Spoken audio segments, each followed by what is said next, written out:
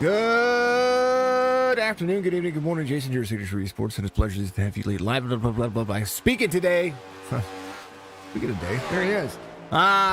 Good afternoon, good evening, good morning. Jason here at LinkTree Sports, and a pleasure to have you here live and in charge. It's been a long day for me, and that's how you mess up an intro. That's exactly how you do that, folks. Dudley, thank you for the like. Mr. Henshaw, thank you for the like as well. He says hello from Baba up there. Back at it. Third race of the season of the 21-week series here. This is the Chop Shop Next Generation Cup Series, and the car's looking pretty darn good. I'm refreshing some paints because I'm seeing some contingencies out there that God isn't on the I don't know. Looks like it's from a different league. Maybe it's just a different paint. I don't know. It's all good.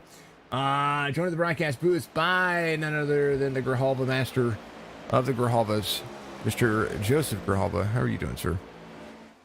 Jason, I'm doing great. Glad to be back at it again with the Chop Shop Next Gen League at Auto Club. It's a nice wide track, lots of room, big field. We have a 22-car field. I'm excited.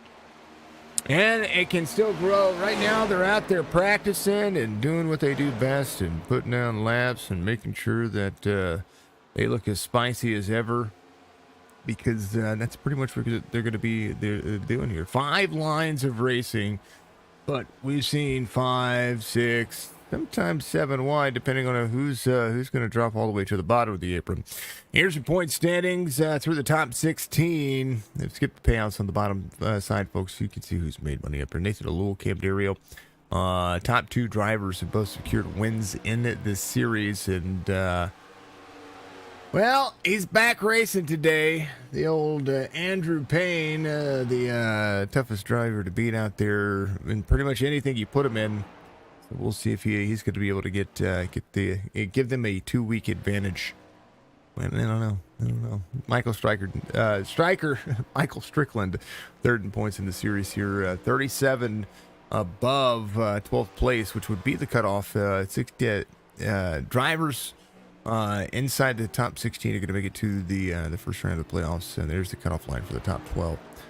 Huge benefits here for these drivers to just kind of keep running, keep benefiting themselves. A long race schedule, and I say about half the year, just under half the year of racing, can sometimes play dividends. But I mean, every race counts, and those stage points matter for something. Yeah, those stage points are a big one. As you mentioned, Andrew's back, so we'll see what he does during the race, taking away those stage point spots. He's going to be big contender in the stages. As the previous races go, we're not stopping for the stages, so we're going to see who's good on the long runs as well.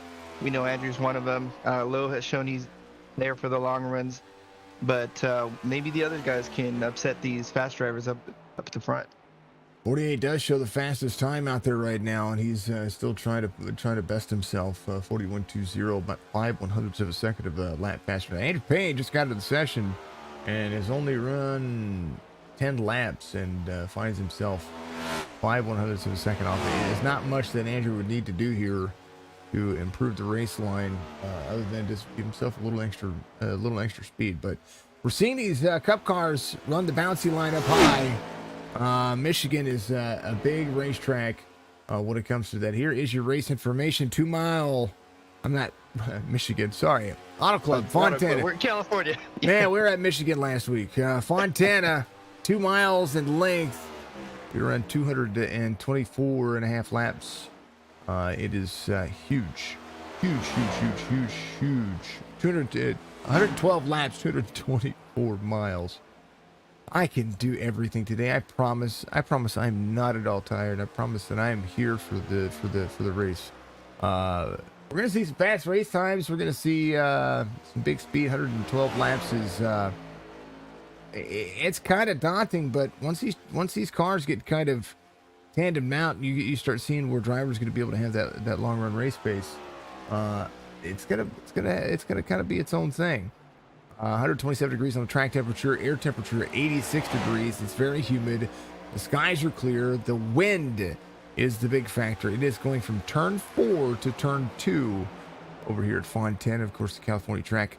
Only shows us at 55 miles an hour as a pit road at speed, and top speed right now 200 miles an hour. Well, you hit one of the big key points there is pit road speed, Jason. Coming into pit road, you have a big steam of speed off of 4. Very hard to get into pit road, very hard not to go down to speed. Big tip I have is to move your brake bias forward, try to get those front tires down locked in. Big mistake would be to have your brake bias all the way to the back, you lose the car. But pit entry is going to be a key focus, I think, during this race. Grip out there says, that's Mark Creighton out there. It says, wait till lap 10 loses. Yep, I believe it. Folks, I want to talk about it real quick before we get into the finer things in life. I know that we have folks watching all over the place, Facebook, Twitch, YouTube, and I am so appreciative to have you folks on Facebook and at YouTube as well. But fundraiser going on over at Anthony, thank you for the like as well. Fundraiser going on over at twitch.tv/Signature Esports. I put the link in the pinned comment on Facebook.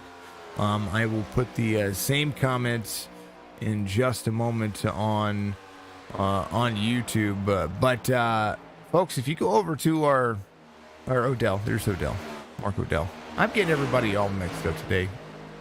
Today's that day. Today's my day. I spent 2 hours playing Tarkov today, and my brain is fried. So there it is. What was I saying? Fundraiser today. Big one. Huge one. Most important one that I'm probably going to run until next month. But this one's near and dear to my heart, and it's one that I encourage people to do. It's a very small, it's a very, very, very, and I mean a very, very, very small goal. It's only $200. That's our entire goal. Got a slick track, says Robert Dudley out there. We do Thunders. Jonathan, give us a like. Thank you, sir. St. Jude Children's Research Hospital is leading the way. Leading the way the world understands, treats, and defeats childhood cancer and other life-threatening diseases. Their mission is clear: finding cures, saving children. Families never receive a bill from St. Jude for treatment, travel, housing, or food, because all families should worry about is helping their child live. Please help St. Jude continue its mission today by donating today. Donate right on my Twitch channel. Again, type in your browser or just find your app, twitch.tv/Signature Esports, or look up Signature Esports on Twitch. Find it. You'll see my main page. It's going to replace my subscription button until I think we're going to go another, I think it's 16 days, 17 days. So $200 should be pretty easily to do. Go over to Twitch, hit that link, do what you got to do, and donate to St. Jude Children's Research Hospital. It's very near and dear. My nieces have been there and gone through some treatment when they were very, very ill. So please do so. Let's put that on the old YouTube channel. And you can do it even after the race. You can do it before, you can do it after. Whatever you want to do, just hop on over there, make that slight donation, do yourself some amazing things. It's few and far between. Next month we're gonna find a way to support Mission 22 as well. I think that's the next one that's gonna be in February. So we'll check that out. So folks, get out there, do it. Again, St. Jude Children's Research Hospital is leading the way the world understands, treats, and defends childhood cancer and other life-threatening diseases. Remember the mission. Get out there and donate. They are amazing. And I know I'm reading their script, but I tell you what, it's very true. True to any testament. A parent should have to go through that, and I wish upon many star that they'd find a cure for most for all the cancers out there. All cancers. I would love to see a cure for cancer. I'd love to see a cure for diabetes. Other than just pumping your body more full of insulin. Alzheimer's would be nice to see a cure for that. Parkinson's, Lou Gehrig's disease. These are things that are are treatable, but sometimes not curable, and we want to see cures. Joe, what do you think about today's race? What do you think Fontana is going to bring? Well, as we mentioned, it's a nice big track, lots of lanes, maybe an extra lane, like you said, depending on who's brave enough, I would say, to hit that apron, especially on the front stretch. We're going to see it. But the corners are so wide, it's almost inviting, almost misleading as well to stuff it in there 4 wide, 3 wide. We might see some big crashes, and especially in the restarts, we got to be careful. I'm hoping the drivers stay a little patient in the early stages, but later in the race, I think it's going to be free for all. It's a big track. It likes to run like Kentucky, but bigger. Kentucky 1.3 miles in length, and right now you're seeing a 2-mile length track with actually the banking that is shorter than Kentucky. Huge runs on the straightaways. It is considered a natural D-shaped oval, and I said that. I did. It is it's got almost as much banking in the turns as it does on the front straightaway. The backstretch has 3 degree banking. Front stretch, 11-degree banking, and the turns up to 14-degree banking, depending on where you are at on that track. That's not a lot. If you think about the 2.6-mile tracks, the 2.5-mile tracks, super speedway tracks, even Atlanta Motor Speedway, the new repay for that, access at 28-degree banking. Lots of racetrack there, as you mentioned, banking everywhere, all around the track, lots of room to position your car. I'm seeing guys run the wall, run the middle, run the bottom. One thing to watch out for is off of 4, that very bottom lane, it's going to get slick, especially new tires. But if you can hold it down, I think you can get some speed off of there as well. We'll see guys on the apron against the wall. You got to be careful with the wall. Once you get stuck on that, it's almost like an ARCA car now. You get stuck like glue. Cars are big on momentum as well. All these next-gen cars are, so momentum's going to be at a premium at a big track like this. Like it. Full send out there, folks. Thank you for the likes out there. If you're out there on YouTube, reach up, hit that like, hit that subscribe, hit that notification bell. If you're out there on Twitch, make sure you hit that follow button. Hit the notifications to let you know when we go live on Facebook. Frank, give us a like. TJ, give us a like as well. You know the deal. Exclamation point notify in the chat. Exclamation point follow in the chat will give you the same concept. Lots of things changing after May, folks. So between now and May, we're gonna have our regular schedule. Monday nights are gonna be we're gonna start doing basically random games on Monday nights, or a random stream, just kind of picking something out of a hat. Even if it's like a free game on Steam, it's gonna be something casual. We're gonna sit back and chill. We're gonna call it Monday Madness. Tuesdays, again, the Chop Shop Truck Series will be there, as always. Winston Throwback Series on Wednesdays as well. Thursday nights, we're going to call it Ladies Night, where Jess and Katos get to choose the game that SC is going to be streaming and playing.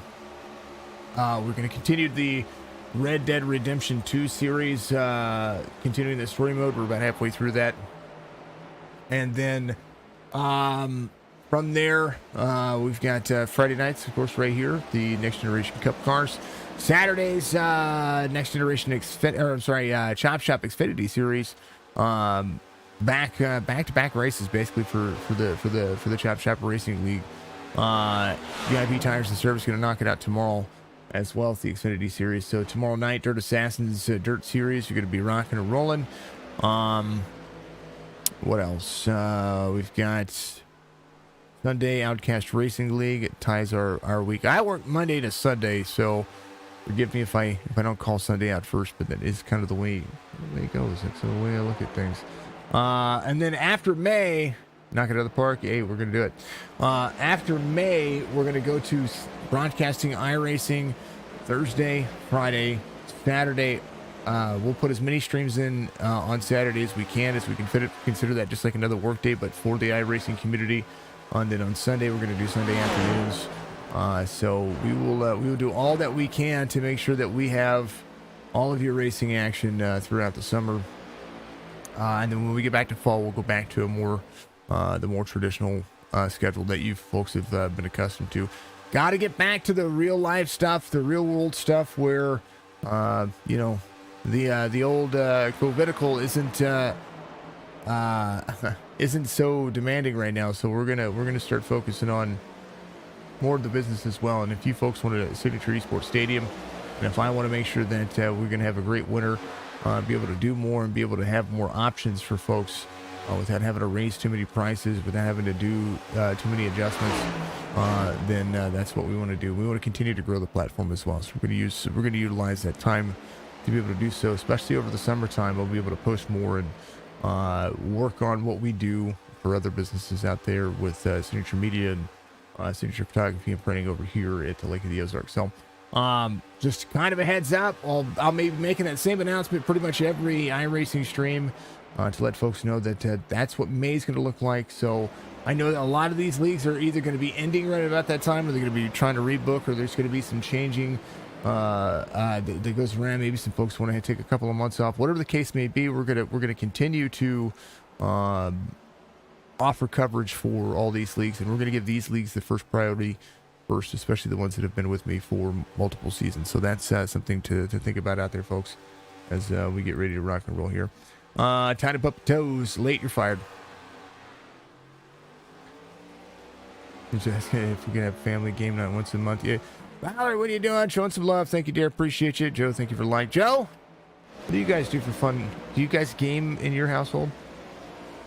I'd say I'm the biggest gamer. My sister and her boyfriend they just got the whatever the new Xbox is. I don't know what it is. The Series X. They're playing on that.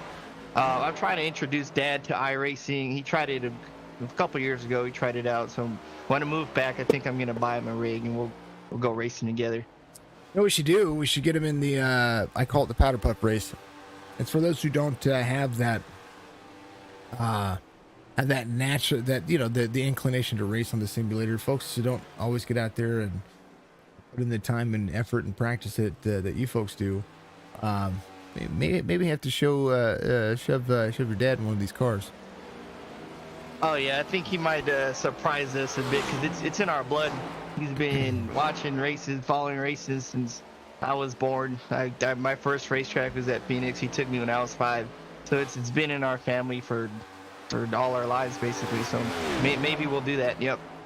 Tell you what, folks, something that if you didn't see our last little special event we did, it was I called it the Powder Puff race, or the backseat driving race, because we knew that all the kids, the husbands, the family members, whoever was their account belonged to, was standing over the shoulder of that person telling them how to drive. And that's even I was doing it. Jessica got out there and she did that. Valerie, what are you guys playing at? What are you and the boyfriend playing out there on the new Xbox? Congratulations on the new Xbox as well, folks. Gaming is the gaming news right now is full of drama. I watched a TikTok, or it was a Twitter ad. Oh, speaking of which, get verified on Twitter at Real Sig Esports on Twitter. Go check us out. Give us a follow over there. I'm trying to wrap my head around the social media stuff, find what works for us, what doesn't work for us. If I just continuously post iRacing stuff, I think we'll be stagnant and lost in the field. So going to be all over the place when it comes to that stuff. But the gaming world, Tarkov came off with an update last night, a little patch. They had to do a rework on the patch today. It was down for like 5 more minutes. They put the update out there, and it was sound is definitely different. The feel of the game kind of plays different. Not 100%, but it's been good. Digger, thank you very much, sir. Appreciate you. A game that I've been looking forward to, Formula One, Need for Speed. I like it. Look at it. Hey, you know what? There you go, Joe. Speed is in your. You just talked about speed being in your blood. Well, there you go. Oh yeah, the Need for Speed games. I remember them all the way back to the PlayStation 1. Racing Need for Speed. Picked up Gran Turismo on the PlayStation 3. You know, the old Papyrus games. All those fun games are great. Need for Speed's on the list for sure. The day before, a part of the news here recently, it has been removed from the Steam store. It's the number 2 most wish list game on Steam, and it got the page pulled due to a copyright or a trademark infringement that they have to take care of before they can get some stuff taken care of. So that's it's quite interesting that they're in that battle, and we may or may not be seeing them by the time that by the time that November rolls around, which is their new release date. Qualifying up for these folks. You were just asking Best if we could have a game night once a month. We did talk about it. It's going to be fun. I think it's going to. I think it'd be fun. I think it would be a blast to see you folks get out there and have some fun, right? Reminder, also pre-roll ads are on Twitch. I know that folks don't get out there and they don't hit that subscribe button or that supporter button, are supporting on Facebook. We have a lot of supporters out there, and we appreciate you very much. This month, deal with the ads. Take that $5, put it over to the charity of the month, and I'd appreciate it if you did it. Be awesome. Be absolutely awesome. So, thank you for the share, Mr. Dinger. Hopefully you're having a great day. Garland says maybe I'll jump in. Well, you only have just 3.5 minutes. Better go. Plenty of time. You can do it. All right. Be a good race. Stages today, 25, 55, 112. Big special thank you to AMR for Mar from your race control out there. Facebook.com/AMR.paintworks. You can check out all of what he does on shopiracing.com as well. That is all one word. Shopiracing, all one word. .com. Let's see. Track Racer. You find yourself a fantastic sim rig out there by getting yourself to that Track Racer website. There's a link in the description for all of the folks that help out with these fine individuals, including adminbox.com. 2X is getting some love out there. Sherry, how you doing, dear? Much love to you. Hopefully you're having a fantastic evening as well. Yeah. All big things, right? All big things. I wish there was a way that we had the overlay for the Twitch charity stuff, but it's just not working. Also, a new sponsor for me over here. Thank you very much to HelloFresh for coming on board with Signature Esports. I love being a part of that program and everything that they do. So I look forward to you folks getting out there and checking out the link in the description for basically a discount. There's a promo code. You get some free meals. You get free shipping, and then you get to go have yourself a great time cooking with your family, enjoying yourself. Great thing. HelloFresh, part of the crew over here. I'm going to be a part of Team SC. All you got to do is join the Discord, and then hop in. Agree to the rules. Of course, there are a few rules, meaning don't be a hater. We don't like the games, folks. We want you folks to get out there and have some fun, right? Yeah. I don't know. What else? Am I missing anything? Did I cover everything? Hope I did. Because man, oh man, that was a lot. That was the mouthful right there. 90 seconds, folks. You got 90 seconds for the starting grid. And I'll be right back because I need to use that 90 seconds real quick.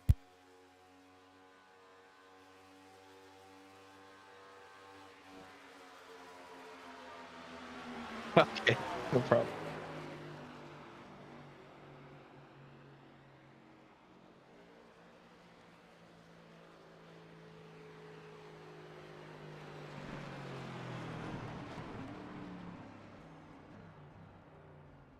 Looking at the qualifying leaderboard, no surprise, Andrew Payne's currently in first in our qualifying order, 41.2.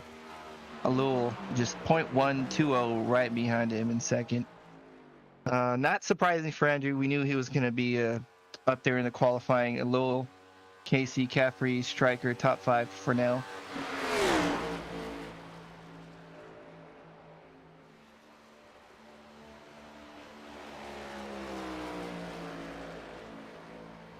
Only about 10-20 seconds till the grid here.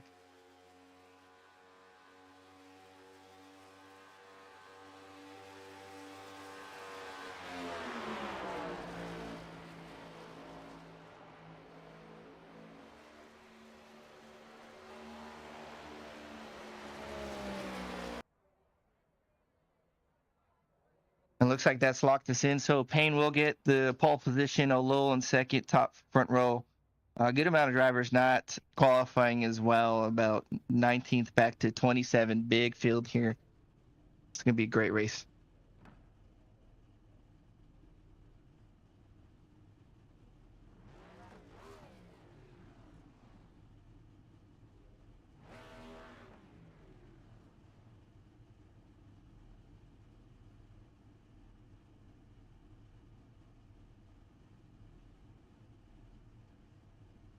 And we see everyone grid up just a couple minutes. We'll start our parade lap around, getting ready for the green flag.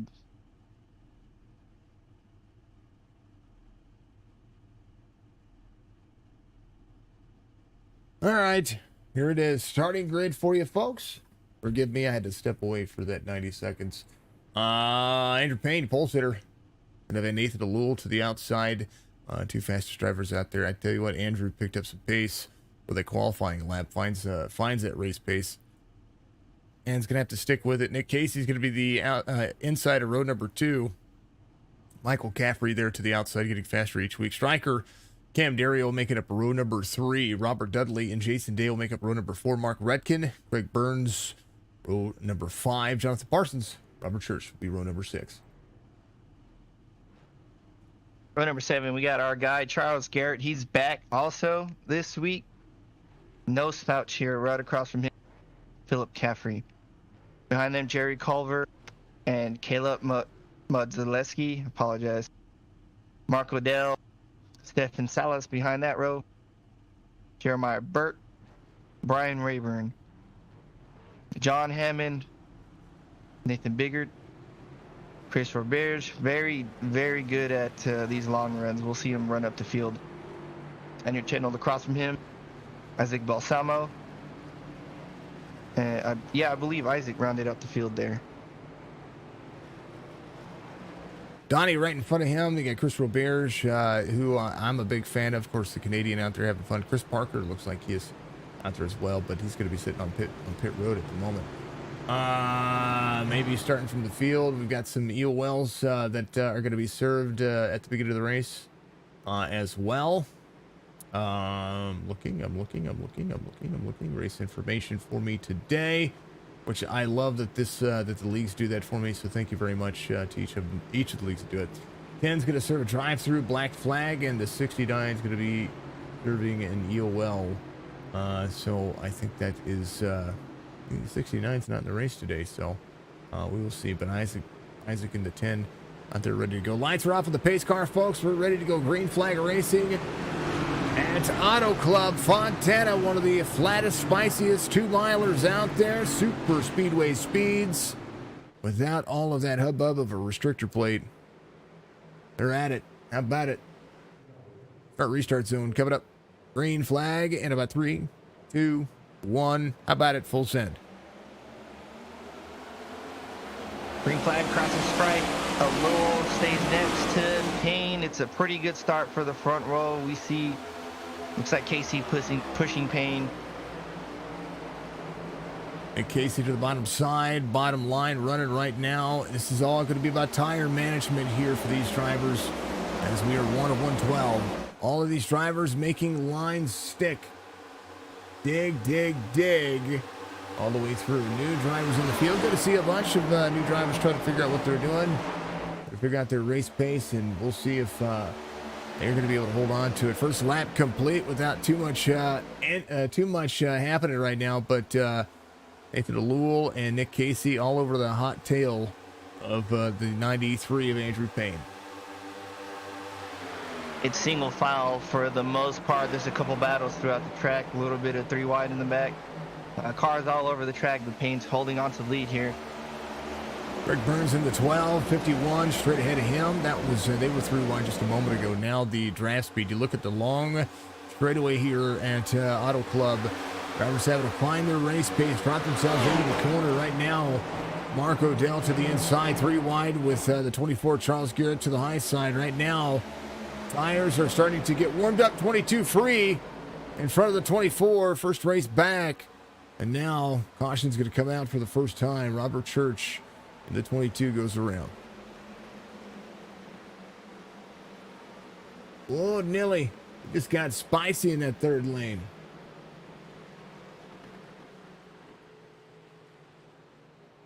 Does look like Isaac Balsamo decided he was going to step on in again. Here's a look from that high side. They're 3 wide here. 24 doing his job. Everybody did their job. Watch the 22 here in the far chase view. Just got a little bit into the throttle too much. He was coming down. 24 was coming up to exit with him. 24 might have thought the 22 had a better run there. Looking at the speed, I would have guessed the same thing. Let's look at Charles Garrett here and what he did. Yeah, 22 just free, comes down in front of the 24. And then all of a sudden, driver's having to stop. Something happened to Isaac Balsamo here. He jumped to pit road. Wonder if he missed his pit stall. Looks like he's out of the car here. I see him. He's exited. Maybe an issue for him. That's no bueno. I had that issue the other day. Putting the steering wheel back on to run some laps. It was that was not fun. Had the on-off switch again. Able to get that fixed though.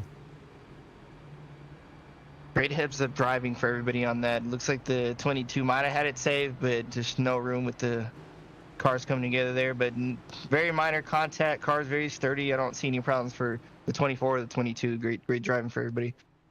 A reminder that fuel is going to matter. So are the tires. I would be trying to get tires right now. I'd be looking at any damage that I might have. I think maybe Philip Caffrey got a little bit. Jeremiah Burke looked like he came in for fuel and fuel only. Caffrey looking to get himself a little bit of fuel, maybe a little bit of damage taken care of. No tires for that driver. They'll come back out 4 of 112. Man.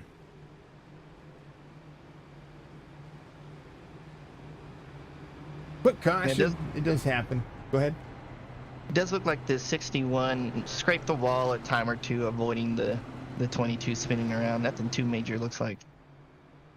Nothing wrong with that. Nothing wrong with that. All right, got to add some drivers. Got to change some things here.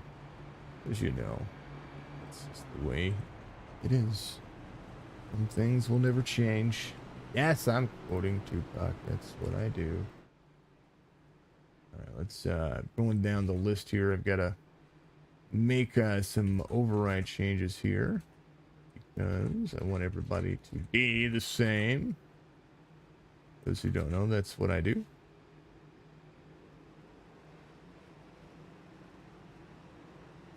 All right, go and take a look.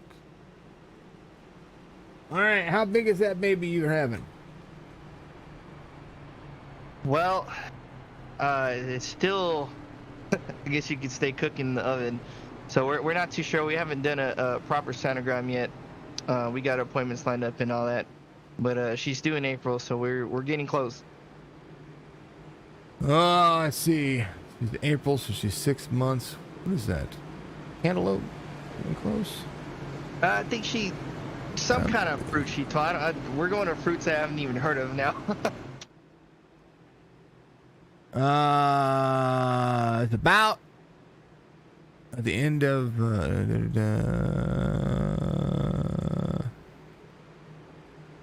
there we go. I'm looking. I'm pulling up the old dad app that I used to have. During the 6th month, your fetus starts to develop blood cells, taste buds, eyebrows, and eyelashes. That's what's going on with your baby right now. That young man. Is the missus angry all the time? I mean, she was having a boy. We did get to share that with the world. She has sometimes, but she's very kind to me. I'm very keep her temper in check. But we're going green here. Andrew, great jump off the start. Hey, Casey to the high side. Striker pushing in. Nathan Alul on the 48 trying to track in that race pace. Second lane's going to be able to drop in, but Andrew Payne with a natural live drive, and he gets the tires below the white line. Kind of don't want to be there. Get that car upset, even though he's able to hold on to it here. You get those tires below that white line, it is going to shake you up a little bit. Put yourself into that lifting motion. You can utilize some of that white line to hook yourself around this racetrack. Fastest way around this racetrack is that lower lane. But we'll see if these drivers are going to stick to the high side here on the straightaway, on the front straight on the D-shaped oval here at Auto Club. Very impressed with Andrew's line. He's hugging that white line bottom feeder the whole way. I could never do that. I would break loose off the corner. But him and Casey on the bottom hugging the white line. Speed's going to match places. There is Jerry Culver getting a shout out from Sherry. Appreciate you, Sherry, being out there. There's Andrew Tittle, the 45, looking to drop into the corner. There's the 24. Oh, they save it. They save it. That's a save from Charles Garrett. Jerry Culver able to hold on. Oh, and up into the 45. Across the grass, he is skipping around. No caution, because he is off the racing surface right now. Of course, NASCAR would be having a fit. He is trying to save it. And more saving it. Gonna get this car rolling forward. Great job keeping it out of the pit wall there. It's easy to just slide into the wall, but good driving by Culver. Just got to keep it going. Now he's going to get those tires back up to temperature. He's going to have a lot going on here. Would be your lucky dog on the free pass here. So he probably, there was a caution to come out, would be back in the lead lap. But right now he's going to have his work cut out for him because we don't stop for stages here. Stage is going to end on 25, 55, and 112. Gotta be smooth, get a rhythm going for Culver. Just try not to go a lot down. If you do, it's not the end of the world. We got a long race. There's bound to be a yellow. Jeff asked if this was an open set league. It is not an open set league. This is a fixed set league. They do run the fixed, but they do make sure that the drivers are running comfortable race lines. They used to run 50% fuel, and they used to stop for the stages. Now they run 100% fuel. They count the stages at the end of the lap that they are supposed to end on. And they just keep on running because, well, let's just face it, we all like to run green flag runs. If you stop for stages, sometimes the stage, as much as it does kind of put everybody back together, which can be favorable, it has a tendency to lean to just short track runs, and you never get to see a race develop. And Andrew Payne has been working on his craft to be able to do so. He's pulling away from second place as we have a battle for second with Casey and O'Lowell. Going to let Andrew run away for a little bit, but everybody being patient for the most part, single file through the field. Nathan to the 48 runs the high side to the 86. 86 unable to run the high line here. Now Nick Casey very fast on the race line is going to drop into the quarter here. Jonathan Parsons is over 4 car. A little Nickelodeon splat going on here.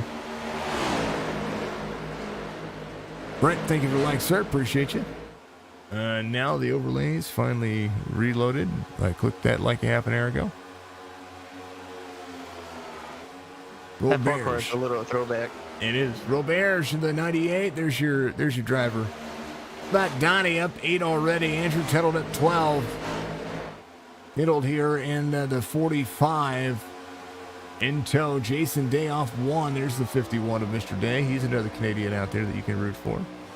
Caffrey from Australia. Michael Caffrey from Perth as well. These two brothers. Opposite ends of the field right now is Philip Caffrey currently runs in 23rd here. Getting used to these next-gen cars, getting himself up to speed. Caffrey right now in 6th. Towing with the 7 of Cam Dario. I was watching them in practice, the two Caffrey brothers. We have a pair there now. We've seen it throughout NASCAR in general, the Bonnie brothers, the Bush brothers, the Burton brothers. So we have our own brothers here. I see them practicing together. I'm sure one's teaching the other here. Caffrey, the more experienced driver out there. However, Philip has made his A-class license, so he's getting safer. He's running with some of the bigger dogs in the field out there when it comes to these next generation Cup cars. The only way you can drive these next generation Cup cars on the official weeks is to be an A-class driver out there. Speaking of which, if you want to be part of the iRacing platform, you go to iRacing.com. Make sure you sign up for subscription today. get yourself into a sim rig or get yourself a steering wheel pedal setup PC. There's certain spec requirements that I would recommend, but make sure you check out the manufacturer's recommended specifications for iRacing and take a look at it at iracing.com. Your home for sim racing, one of the best in the platform, especially right here for the oval circuit. Nathan O'Lewell still tracking him down. Cam Dario's going to be up too. Can Cam catch Andrew Payne? We talked about Cam finishing second so many times before. Not trying to do that today. He finally broke the streak last week, but this is a tall order here. We know how fast Andrew is anywhere you put him and anything you put him. It's crazy. He's still pulling away from the field. Granted, they are battling around back here behind him. We'll see. Maybe they can get lined up and catch him. Clean air, super important here. Similar to super speedways. Now, Andrew Payne's drive line into the corner still hugs the bottom side. Gets himself down to the corner. Nathan O'Lewell to the bottom side as well, trying to clear Nick Casey. Nick Casey running the outside lane. The more that they battle here, the worse off it is. If they can't drive a straight line together, these race lines, and of course these cars are bumpy coming down the back straightaway, but the more air they're pulling off of each other, and the less they are benefiting themselves by trying to get off the wall. Ooh, almost a little contact there. It was a virtual feet of each other. 86-48 running very close together. And we see it there with, I believe that was Casey almost hitting the wall and pulling off it. We're just scrubbing overheating tires. Andrew's race right now, and he's solidly in control. Everybody else is battling behind him. On board, the gyro cam, 48 to the inside. It's Nathan O'Lewell as Cam Dario tries to go to work here. Nick Casey into the corner. What can these two drivers do as the 7 works the fourth lane? Fifth lane is up next to the wall. 48 rolls the corner. Stryker down to the bottom. Stryker in fifth where he started. Still your biggest mover of the race is going to be the 45. As the 12 of Craig Burns goes to work. But make it work. Make it stick. I would try to work with the other drivers. Let's get a single file line going. Let's work together and catch the leader. Let's see if we can learn from what he's doing. Maybe try to mimic his line and figure something out, because we're hurting ourselves right now. Andrew Payne's last lap, 43.13, 0.2 of a second slower. Once they got single filed, now they're starting to put some pressure on. Nick Casey, Nathan O'Lewell going the second lane around. 48 can get basically to the back bumper here. No restrictor plates on these cars, so they're basically running the dog snot out of them and try to find grip wherever it can go. Seeing a couple cars sliding up the track now. Caffrey being one of them. He just had to pull it off the wall, almost like Casey did. Stryker now sliding up the track. Tires starting to wear. It doesn't take long here. They'll go pretty quick, so just got to be careful. Cam Dario to second. Try to be patient here. 48 back to the inside. It's the tightest 3 wide I saw for a moment. Right now, Cam Dario trying to hold on to that race line. 48 up the race line right now. A little free, has to get out of the corner. Almost up into the 86. They're very tight running here for third as these drivers move. Weather information right side of your screen. Right now, the track temperature at 131 degrees Fahrenheit. 87 degrees Fahrenheit on the air temperature. Again, big moments of clarity here when it comes to just how these cars run. 2.25 seconds separate Cam Dario and Andrew Payne. Lots of hard racing, tight racing, as you mentioned. Maybe Cam Daru can. It looks like he's pulling away from the third place battle. Maybe he can track down Payne. I think Cam just needs to bide his time when that pit road exit comes out. Caleb Monteletsky is going to be here with Chris Roberge. Roberge got himself a top 3 night the other night. Good to see that. Donnie Williams trying to get himself around as well. There's a Canadian to the outside of the 53 of the American right now. Michael Caffrey in the 77, the next driver in tow. Odell in the 8, working himself in the 8 spot. Car goes around. It's the 19 of Nathan Biggert here. Another car hitting the wall. Would have been Chris Roberge. Like the 4 got loose into the 19. All righty, caution comes out. It's brought to you by the big old fishing master.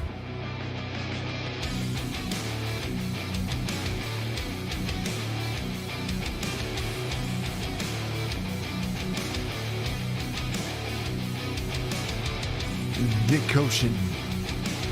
Dark Horizon Fishing. All of the likes of all. Brent, thank you for like. Thank you for all the shares out there, folks. Thank you for everybody doing what you do and being the best possible community that I could ever ask for. If you are a supporter, reminder that you do have your own Facebook group called the Signature Esports Warriors on Facebook. It does look like we're going to go back. We're going to follow along with the 19. Nathan Biggert here coming down pit road. Hard right side damage on the side of that car as they do come around. Here's what happened here. Wonder if we do a far chase analysis. 4 my side. 4 comes down just a little bit into the 19 there. Oh, noses him into the car. Then all of a sudden, 4 drops off the race line. 98 was trying to get himself. So that's Roberge here. Go back to this one more time. He sees it. He sees it. He gets out. Tries to correct himself, get himself around, and just gets himself into the wall right there. It's just hot tires. Now he's going to have to get that damage repaired. John Hammond should be your lucky dog. Yeah, tough break for Roberge. Sometimes you just can't do anything. You try to get out of the way. The weight shifts too fast. You jerk the wheel too much, and the car breaks loose, and you're in the wall. What is a good gaming PC for iRacing? He's asking. For a beginner. I mean, iRacing, if you have your settings low enough and your internet connection is okay, that's the big thing. It's not so much the graphics that matter, it's the connection that matters the most. A good you could go out and get a pre-built computer for, I don't know, $1,200-$1,300. And that's going to be a beast. And it's going to run this game pretty well from what I've seen and what I've gathered. This is not of course this is a AAA game for iRacing, but it's not the visual quality that you see out of like NASCAR Heat and the as far as the gloss and the shine and the polish and all the extra stuff. This is just straight up racing. So I would say that if you were going to if you were not going to custom build your own PC, I would say that you probably should look at find yourself, what is it, iBuyPower. I think they make a decent gaming PC for very little. A few different ones. Dudley into 49. Inside road number 2. Jason Day is going to be there as well. Drivers coming to pit road early. Andrew Payne, one of those drivers. Something we missed as well is why John was 2 laps down. Now 1 lap down, he got the lucky dog, but it looks like he spun it off of 2 on lap 14, hit the inside wall. He had to stop for a couple laps to get some damage fixed. All good things. Striker, outside line, choosing Caffrey's going to be in second. Jason Day, Robert Dudley, Redkin, Odell. 4 sets of tires for these drivers as we see them try to work on getting in a straight line on each lane. I'm not quite sure. They're trying to figure it out, it looks like. I think they got it sorted here. Things happen. Eventually, the choose rule is going to be in this game, and then we're going to have to figure that one out. Strickland, Caffrey, Day, Dudley, Redkin, Odell, Burke, Kettle, Robert Church, Monzaleski is going to be there, and row number 5, 10th spot. Biggest mover, still the 45. Expecting Andrew to cut up through the field here, as everybody in front of him didn't pit. Thinking about that long run race pace, maybe try to shorten this down. We're 2 laps away from the end of the stage. Actually, take that back. We had the stage. No, we didn't have the stage within 5 to go. We were close. as they get rolling. Caffrey's going to be your race leader right now. Striker to the outside. A lot of jockeying around the field. I just got to be careful. He's slicing his way up the field, 3 wide down the backstretch. Huge moves. Striker in tow. Strickland has the 77 of Michael Caffrey, the newest one-arm bandit out there. They got a lead at lap 25. Go all the way around and lead it. Not quite there yet. But basically, when we begin lap 26, that's what you're going to see. Caffrey clears. Consider this your white flag lap, but we're not going to have the white flag lap. What do you do? Pro Stock Racing on iRacing. Your friend Ryan Messer, Harvey Station, has it. Yeah. Ryan Messer. That sounds familiar. The 93's made his way up to 4th now. He's going to shoot the gap maybe. He's getting past Caffrey. To win a stage here is big. Can the 93 cross him over for the stage? I don't think so.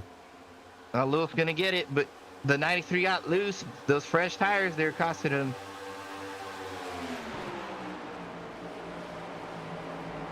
I think I got that one.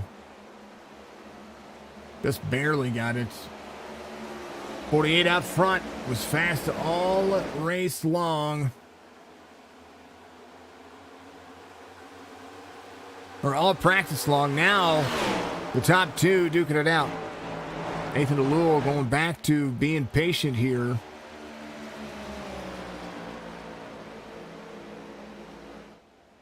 '93 is going to start to pull on second, I believe, with the fresh tires coming in. I think that was the right call to pit, even if he didn't get the stage win, but this green flag run's going to benefit him for sure. 41.55, fastest lap of the race, and right now the 48 just kind of letting him have at it.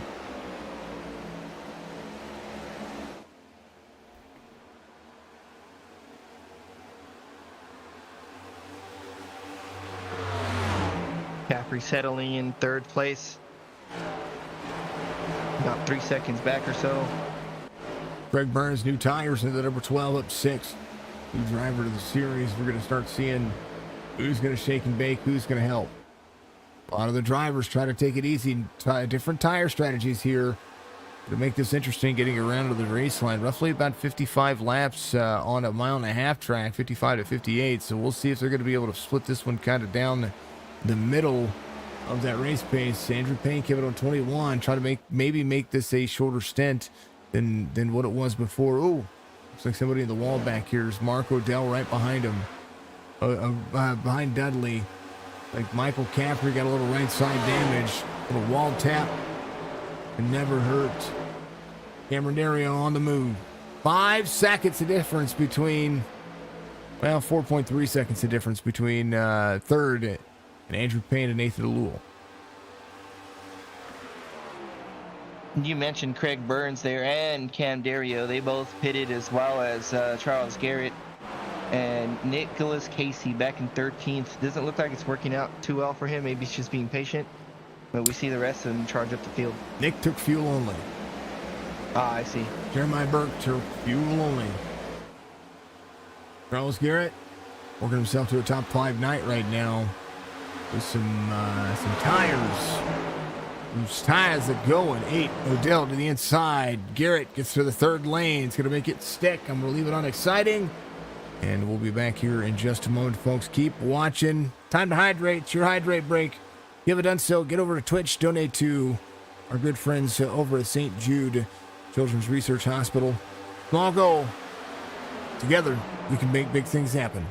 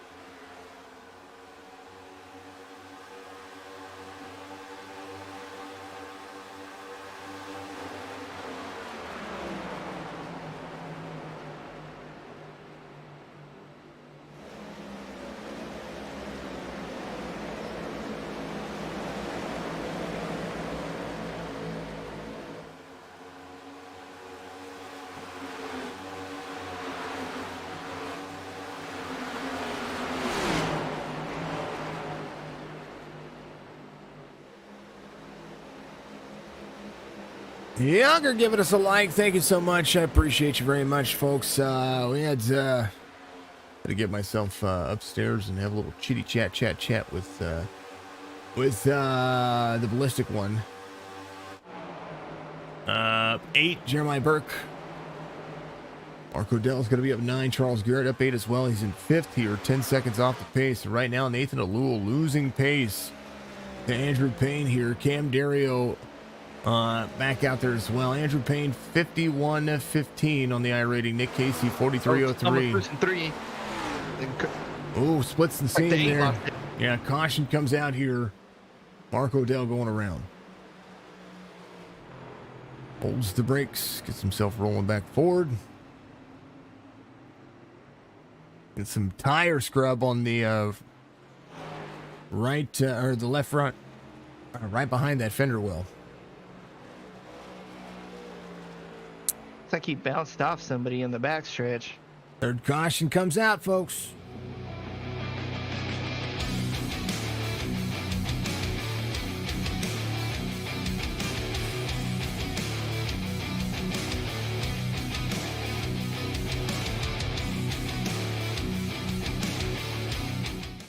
Four sets of tires total. Here's Mark Odell.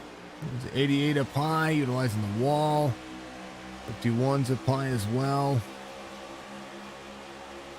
51 kind of comes down a little bit. Like he was following the car in front of him. Yep. And then 73 gets into the 8. That was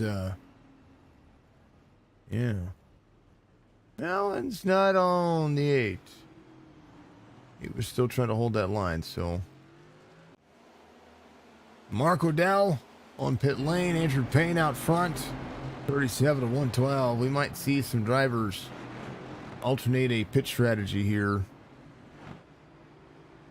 Expecting to see those who didn't pit last yellow to pit this time. Would stay out. There's only 16 laps in the tires for those who did pit last time. I ran 21 time before with a caution in there. Looks like 77 to pit road. Actually, Nathan Alul to pit road. Craig Burns to pit road. Or Craig Burns stays out. Charles Garrett's going to stay out. Everybody else to pit road. Andrew Payne stays out here. And did a fake there going in. And Nathan Alul looking confident here. Maybe saying, you know what, 15 laps is not all that bad. But if I put myself in here for at least fuel, I'd be able to run with these folks. But there is going to be drivers here looking for 4 sets of tires. Let's see if the 48 takes it here. I think he might be just taking fuel only. And he did. Yep, you're correct. Andrew Payne trying to deliver it. First race interview he ever gave me, he said he was going to show, he was at a race he was going to give, he was going to deal out some pain the next race or something like that. This was a bad race and got caught up in something. Mark Hammond comes around, will be very close to being on the lead lap here. He should be on the lead lap if I'm not mistaken. That's his last one. Yes, you're correct. That was his lucky dog for the lead lap. All right.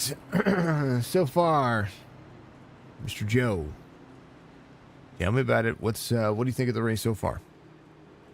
It's good racing. Caution sprinkled out here and there for the most part, but it's good racing. I'm liking it. Cars everywhere, and they get single file. They get pretty patient. These yellows have been more of a, we just suddenly came together. Someone's real tunnel visioned. Nothing really too egregious. No, like shoving your car in or nothing like that I'd expected. But I'm liking the racing. Sometimes has a tendency to, overshadow some things when it comes to these race lines. They'll be back to green flag racing here in just a moment. Again, a reminder, we're going to lap 50 for the stage. And Andrew has about 10 laps to figure out if he's going to win this race or if he's going to sweep the stages. Actually, he didn't win stage 1, did he? I had to go back. Sorry. I believe Casey won stage 1. He just came up short. Nathan Alul won stage 1. There we go. Andrew Payne, Caffrey 1, 2, 3 in stage 1. Stryker was 4th, Dudley 5th, Odell was 6th, Cam was 7th, Jason Day was 8th. Redkin and Craig Burns in 9th and 10th. So at this point going forward, Andrew Payne's still one pit stop away from finishing this race. They're going to have to do that at least, because I don't think they're going to be able to run 63 laps around this racetrack. Yeah, even with 100% fuel, and even then with the tire wear as bad as it is, I might split it in half, get the last set, and then burn it down from there. If they can keep it green, that's what's going to matter here. It's pretty much everybody's going to be on a similar pace strategy here very soon.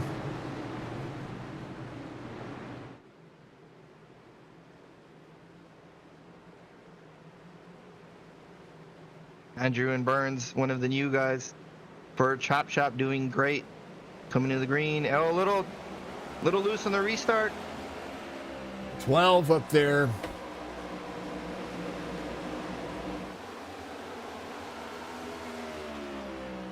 Kind of want to go back to that here real quick. Like the whole front row got a little loose there with the tire wear, but they were able to gather it back up. Greg Burns right here in the 12. It's a little spicy there. 48, Nathan O'Lewell had to go to the inside. He might have gotten a black flag from before there. Jonathan Parsons, who's dropping back, had to avoid him because of the restart there, and now... Oh, Nathan O'Lewell in 5th. There was a couple black flags there, but our amazing race control, AMR RC, was able to review and clear it, so we got it all sorted out. Nathan does not have new tires, but you know who does. Oh, Andrew Payne. Oh, off the track, those tires caught up with it. And that's going to hurt him. Get himself back up the race line here. Almost gets into the 82. He might have an issue, the car jerking like that. They get those tires cooled off so he can get back up there and running once again. Charles Garrett, your race leader here. Caffrey. Garrett leads. Caffrey looks to the outside. 49 of Dudley to the inside. Man, oh man. Oh, they might end up 3 wide off the corner. Caffrey backs off the 24. Very smart. Realizing he was going to come up off the corner. Dudley took tires here. Caffrey takes over 3rd now as Nick Casey drops into the corner. Next fastest driver out there would be this driver right here. How about 4 wide? Andrew Tittle not afraid to put it there. They cut in between the 24, 88 past the 24. Garrett dropping back a little bit, just trying to gather himself back up. Good looking race line for these folks. Battle for second is on. Michael Caffrey to the outside. Tittle 3 wide in the middle. It's out of the throttle. 3 wide for Stryker. Off the corner. 3 different cars. Three different cars. 3 wide into the corner. Then what were going out of the corner. Caffrey doesn't want no part of that, backing off behind Tenold. They're 2 side by side off before. Andrew up 20. It looks like Caffrey's gonna get behind Striker. Oh, Scott, he hooks the 20. Oh. Caution is gonna come out here.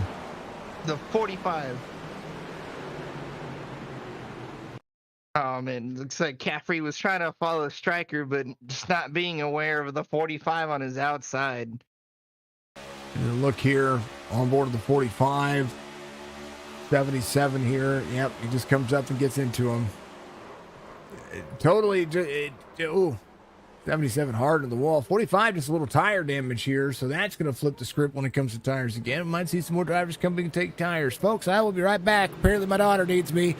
And I need to make sure that I pay attention to her. I'll be right back, folks.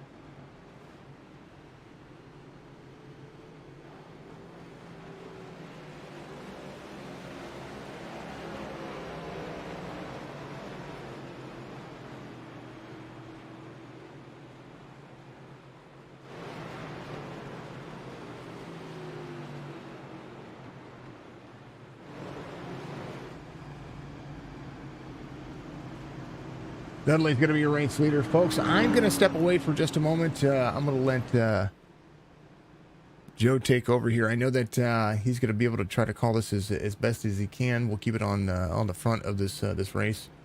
I've got to take care of something. I will be right back.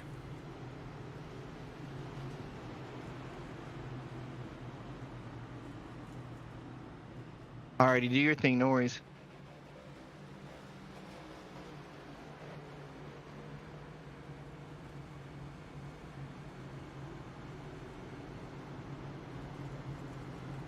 Well, as expected, we saw the 93 big break for the 93 on this yellow after the slide. Good catch. But as expected, he came off pit road, 4 fresh tires. A couple other guys, John, the 75. Rayburn, the 61 of Caffrey. A couple guys coming off pit road as well.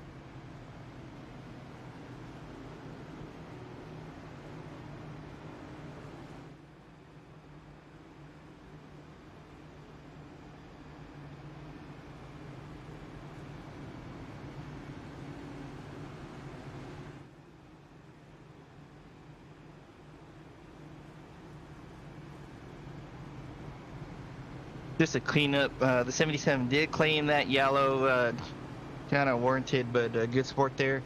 He will receive the EOL on the green flag, or before the green flag. He'll have to start at the tail end of the lead lap.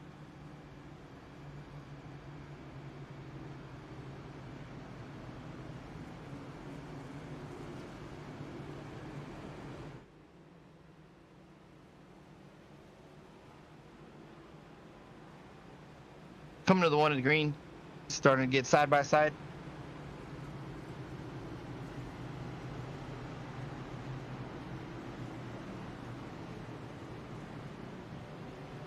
As far as the top 14 go, Garrett's going to have the oldest tires, so he might start to fall back a bit more. We'll see if he can hang on to his 5th spot right now. I would probably have gone to pit road if I was him, but we'll see what he does.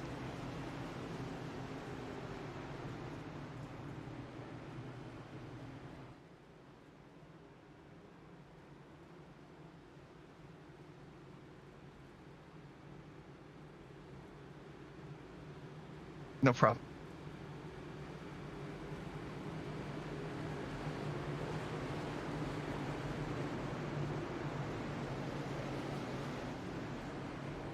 '77 still on pit road. Probably lots of damage from hitting the wall. He hit it with his right side, but could have broke something, some suspension wise, something like that. He might be there for a while. Coming to the green. The leader is the 49 on the high side. You can't choose your, do you want high, inside, outside lane? So he chose the outside lane. He's got command of the start right now. Screen flag, good start for the 49. KC and Striker following suit side by side. It's 24 and 76. 76 not such a good start, but great corner entry.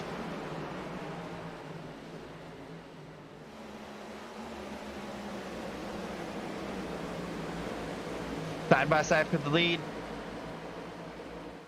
Casey wide berth to the 49, giving him plenty of room, trying to get a back up for a good entry, using that low line. 88 right behind him. 49 fighting back in the middle lane.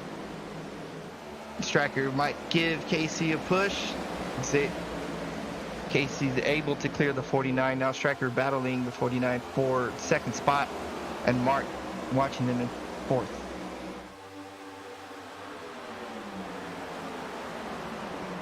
In the back, just cars jockeying for position. 3 wide, 2 wide, cars everywhere. Almost 4 wide. Gotcha. All right, folks. The disaster has been averted.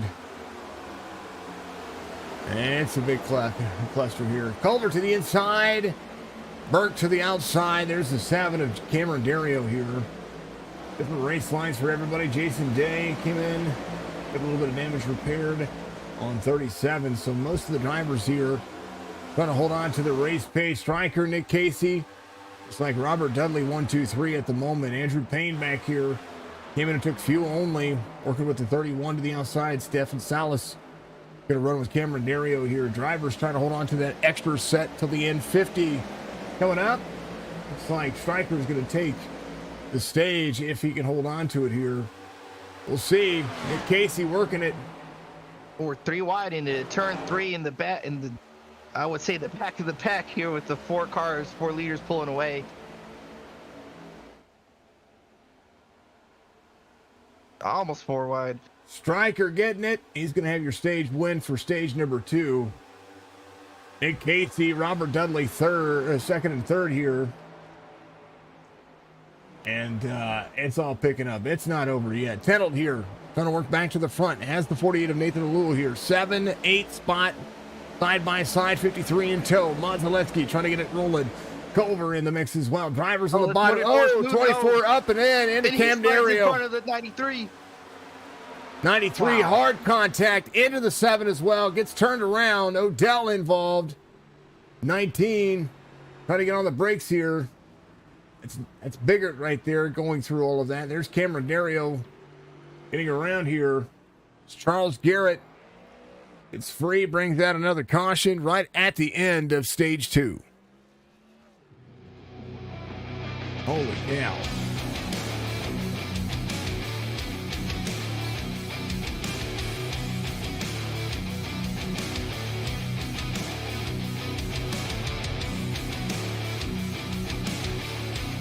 Apologies, Brent asked earlier, do we do any pro? If he goes back and rewatches this, do we do any pro stocks? Do I do any pro stocks in iRacing? I do not.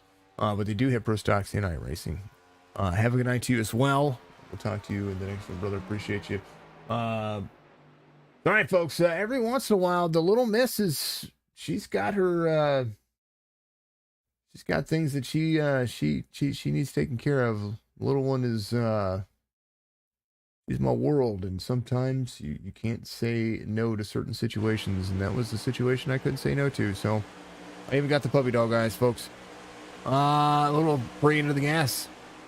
I watched this at Atlanta this week as well, and just up in front of the field. Oh, heavy contact for the 93 and the 7. Going up. Watched this all week at old Atlanta, and then couldn't get the car turned back around, so he's going to have a destroyed left front.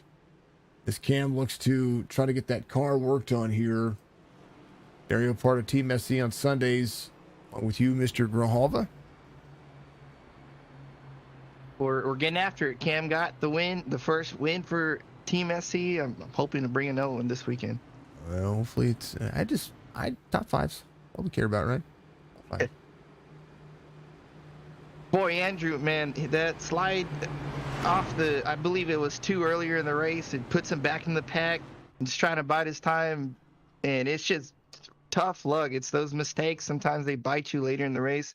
But I'm looking at his car. It looks like he has a little crinkle on the right front. Doesn't look too bad for the hit that we saw. Looks a lot. The hit looks a lot worse than what the damage is. Let's see what it looks like from the cockpit view here. Andrew was right there behind the 7, trying to keep some air on the nose, keep the car. You see he's working that wheel, trying to keep that thing from doing its job. That bar is almost in the way. Oh man, that was a lot harder. And then now, as far as the engine goes, maybe engine damage, we'll see, but it doesn't look too bad cosmetically. 52 seconds on pit road right now. Cosmetically, no, but man, that thing looked like it. He took 2 hard hits on that car to the nose of the car, and Andrew always, he's going to come out of pit road. He's going to be leaving. He's retired from the race. Yeah, it looks like he shut it down there. So it did maybe terminal damage or something crazy like that where you haven't seen amount of repair. Something internal for sure. Man, oh man. What do you think? See a third different winner here? Well, it's been crazy so far. We were expecting Andrew to be up front, big heavy hitter. He's out of the race. I don't know. It's hard to tell. Stryker's fast, Cam's fast, but we got a lot of guys who haven't won up front too. Andrew's in the front. Well, we'll see. Nathan Alulu getting a win already this season. Of course, big look at the points one more time before we go back to green flag. Cam Dario has a win in the series already.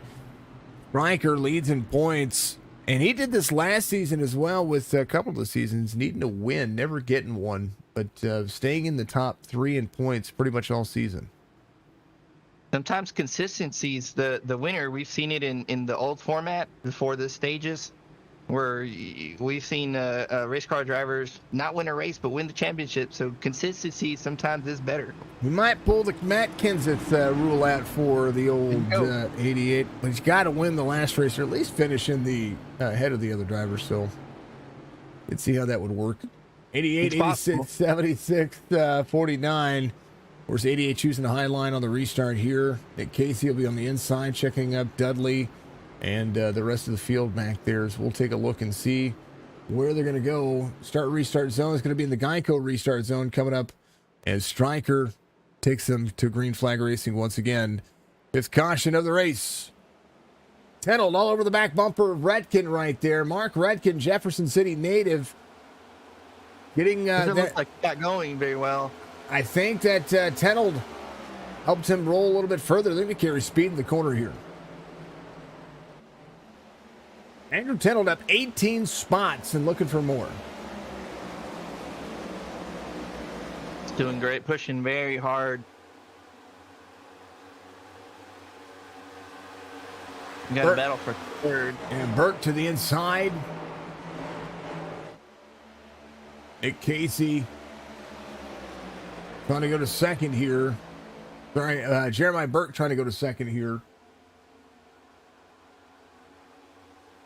Cam Dario came to pit road here on 52. Got 1 minute of repairs taken care of there. Right now, car looks like he's seen some Flex Seal. Yeah, could use a little loving. Might have been collected in some of those crashes. Oh, someone's in the wall. 31 stuck to the wall for 2. Stefan Salas right there. These cars have a flat bottom or flat sides to them. They're very aerodynamically friendly. They do not have that that traditional oblong shape to them as the older Cup cars did. The Gen 6, the Xfinity, and the truck cars, or the truck series. You'll notice that the passenger side is a little bit more flat than the driver's side. Usually the driver's side's a little bit more round, but if you look at these cars are very much in the same spectrum. The toe and the angle of input are all the same. How about John Hammond back in 9th from 2 laps down? It just goes to show, just keep it rolling, keep staying out there. You never know what's going to happen. He's doing great. And he's got right front damage, trying to work on a top 10. 9 had Mazelewski there, the 53. Jason Day right in front of him as well, the 51, or Canadian. First person outside of the United States inside the top 10. Next driver will be Nathan Alul, who is 10th. Right now about to be battled with Cam Dario with new tires. Stryker's under a lot of pressure from 2nd and 3rd. They're side by side, both trying to get around him, but Caffrey lap down cars in front of them. It looks like he's going to stay on the high side, letting the leaders go by. 77 working the lane. Burke 3 wide. Corner exit. Redkin gets up the race lane. Gets in tow of the 73. 88 not able to clear any one of these drivers. Stryker under fire, leads maybe his final lap right now. Going to give up the lane to the 86 and let he and the 73 go at it. Just trying to shut the door on the 86 there. We saw it crossing the stripe, but the 86 just had a nose and couldn't get it there. So Stryker letting off a bit, letting them two duke it out. Jeremiah Burke, 2434 on the I rating, A-Class 2.88 safety rating. Nick Casey, Nicholas has a 4303, 495 on the safety. He's been one of the faster drivers out there tonight and has no secret, no stranger to success on the platform. We've seen Nick Casey back out and running. Dudley in 3rd. Stryker trying to get back in tow to take back over the lead, maybe trying to cool those tires off to get himself some more laps around as Dudley climbs up the race line. Moving up the race line, where's your tires? Better or worse, do you think, getting around this racetrack? Traditionally, I would run the high line with fresh tires, they do wear out pretty quick, and then I would go to additional arc as they wear out, back off the corner, get the arc, and get the drive off. Look at that. How about the chopper cam for these drivers? Imagine this is a big old drone. Right now, the 73 at Burke utilizing all the wall and that wind tunnel speed, trying to get himself into the corner right now. Race line looking as such as 73 looks to try to close down that race line. 86 trying to have a drive line off. And Casey trying to clear. 73 of Burke battles back to the outside. High line, very dividend here. Hammond up 13. Little wall tap back there. He's got Cam Dario in tow. And coming from the back with, I believe you said, a minute of repair. These cars are very tough, so keep it on the track if you can. Get the damage fixed. There's still 19 cars on the lead lap, even after the big crashes. A lot of spots to be gained. Jim Beam, number 7, tracking down the car in front of him. It's 13 positions gained. Jason Day up 1. Trying to work over Andrew Tuttle in the 45. Like our second place got stuck to the wall a bit. Now letting Stryker catch up. Caffrey, the lap car, getting around second place, trying to get his lap back. Michael Caffrey completing lap 51. He's about 10 laps down. He's trying to give enough here to be cool, calm, and collected. But I tell you what, at a certain point, when you're just faster for a little bit, it's okay to go around. And situationally, as the lead car or the lead group, I would let the lap car back if he's that fast. Don't do a Robbie Gordon. Don't fight the lap cars and mess yourself up. Wear your tires out. Just let them by. You got nothing to lose. Let them go around and keep your spot. Here the 73 trying to fluctuate the throttle here. Here's Robert's back here. We talked about him earlier. 34.83 on this last pit stop means he probably got the last of his damage repaired. He's still on the lead lap. 6.5 back, 6.6 back, trying to catch back up. Mazelewski here, the 53. Another driver trying to find his way into some good situations. Mr. Church, he's going to be up 1 and 11th at 22. Rolling the beautiful bean footage as the Wounded Warrior Project 22 gets down to the bottom. Everybody's more or less spread out. There's about 3 or 4 small groups throughout the track. Cam Dario to 6th here. He's going places. See him just getting around Day. He's pulling away from that small group, now catching the 2 cars in front of him, battling side by side. Cam Dario right now, 42.70. Nick Casey, 43.19 on his last lap. Lets the 77 go by. Lets Caffrey get himself back up to speed. Now Caffrey was involved earlier. Michael still working that 77. That Ford Mustang looks pretty much on track. Casey trying to pull the draft. Maybe get himself a little bit of an advantage here. Draft is important here because the straightaway speed is what they're going to be lacking on the long haul, because corner exit starts getting freer and freer and freer, and they kind of feather the pedal. Got to be careful with that right foot. As we mentioned, off of 4, I believe I saw Andrew maybe only the 2 cars that could really run the bottom line and able to keep their car under him. Everyone else very free, very loose, going sliding up the track. But we see Stryker slowly start to catch the leader again, able to gather it back up, maybe cool off his tires. But he's catching first place right now. Strickland behind Casey, quarter second. As Nick Casey doing a pretty darn phenomenal job of holding on to what he has. He might have been just trying to save a little bit here too. Being in the draft, you save a little bit of fuel and get some of that air through over the car and underneath the car. That's part of what this car is special. Makes this car special is that air dam on the front spoiler right there, the front the front side wings on that front nose clip. That's what seals to the car, seals to the ground. All the rest of the air goes through and under the car by mere inches. That's all ground effects. It keeps the car stuck to the ground. It's creating, I guess you could say, a vortex. It's sucking the car to the racetrack so they can get some grit, some downforce, if you will, to get the car around the corner. You folks haven't seen the diffuser on the back of these cars. It's probably the most impressive thing about these cars. And I want to find cars that are very close together here so you can take a look at that diffuser. There are parts of this diffuser that you should pay in mind. Here's the 73. You see that diffuser down there in NASCAR.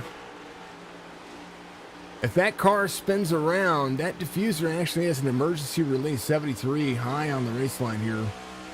As Mark Redkin tries to go around that diffuser, that car gets turned around backwards, deploys the flaps on the high on the top of those race cars, and of course we don't want to see that. We want to see some green flag racing here. We want to make sure these drivers play safe as well. But to keep these cars from flipping in the real world and somewhat in the simulation world, physics in here are close, but they're not 100%. I would beg to differ that they're probably 70% close as far as the collision detection. But the flaps, if this car does get turned around, those flaps do immediately come up. It's to keep the car on the ground, to keep the car from flipping over, and basically ending up on its hood, similar to what happened to Bubba Wallace. And it's something like you mentioned that's new to the next gen car. It's like the roof flap disrupts the air, the hood flaps, which lets air out from under the hood, so there's no lift.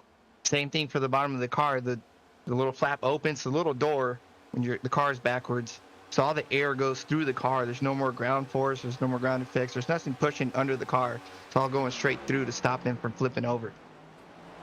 Fastest driver on the racetrack, M. Dario, right now by a 10.5. Stefan Salas here in the 31, running faster lap times now as well, finding his race pace. Right now 1.7, almost 1.8 separate Ken Dario, Nick Casey. Strikers in the middle here.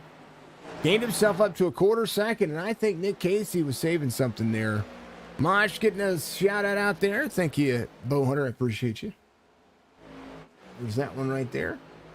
Speaking of which, I had gotten a message on Facebook, in the Facebook Warriors group, on our supporter page.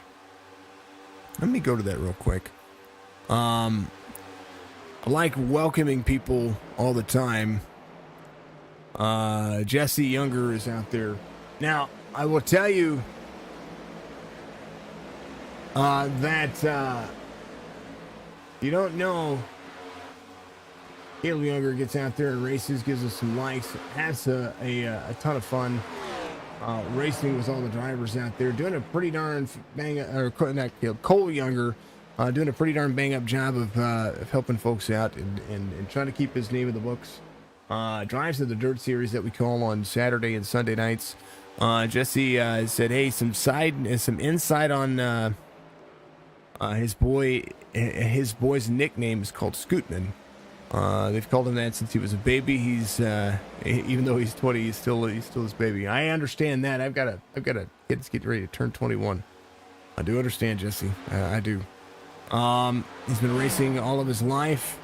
He is Jesse's flagman out on the track and does lots of other things. Thanked us for us helping him. But I tell you what, he's a big help out there for these leagues, and that's what's cool about our community, is that we have such an awesome community that, well, it's just awesome. It's just one of those. It's just cool. Just one of those cool things. Big special thank you to Skokie for donating $20 earlier to the St. Jude Children's Research Hospital on Twitch, and of course we donated. I took my Prime subscription this month. And I basically just took it instead of renewing my Prime subscription for another content creator. I turned around and donated it to it. Caution comes out for the 6th time here, folks. Give yourself an opportunity. Reach up, hit that donate button for me for St. Jude's and all that we do over there. All that they do, not we. All that they do over there. They're wonderful. They're fantastic. John Hammond involved. What happened? Oh no. A solid 22 hit the wall and coming very slow, but I think that's separate problems. 75. Sputters there just a little bit. He tried to keep it on the bottom of the racetrack. Oh, we got to go back. I got to go cockpit view here. He's already sideways here. Let's just get ourselves right here. Dude, I think the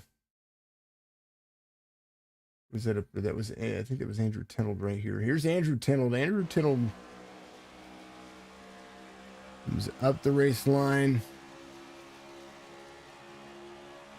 Oh, little wall tap. Ooh, black flag there. Unsafe pit exit. Able to make it work though. And John out of the gas, thinking he was going to come up in front of him, and just gets back into it, and then our rocket sideways. How about everybody to pit road? I think this is it. This is you get your tires, you get your full fuel for the end, and you full send, like you say. We got to get everything we can get. So Nick Casey's second time on pit road. Michael Strickland's second time. I'm sorry. Nick Casey's third time on pit road. Stryker's second time on pit road. Nathan Alul's third time in on pit road as well. Ham's come in 4 times. Dudley's coming in 2 times. Day's coming in 2 times. A couple of drivers have been in 3 or 4 times. This is a tire run here. Nick Casey, Stryker, Dudley, Day, Redkin, Gonzaleski, Burke, Alul, Williams, Dario. Alul might drop back here a few spots. Leaving pit lane now. He's going to find himself 9th. Cam Dario is going to come out right behind him. I can confirm with the 45 bouncing off the wall and sliding across pit road. That's an issue you've caused. There was no outside involved, no other drivers. So we will have to serve that penalty. I believe it's a stop and go under green for X time. I'm not sure how long it is, but it's going to be hurtful on that one. Sometimes it's sometimes it's a 15-second. It depends at the speed. If it's excessive speeding, it's a 41-second hold or 40-second hold. But they hold you for 41 seconds. It's really weird. And then from there they move on from that. But a good one. Spicy giving you your next caution.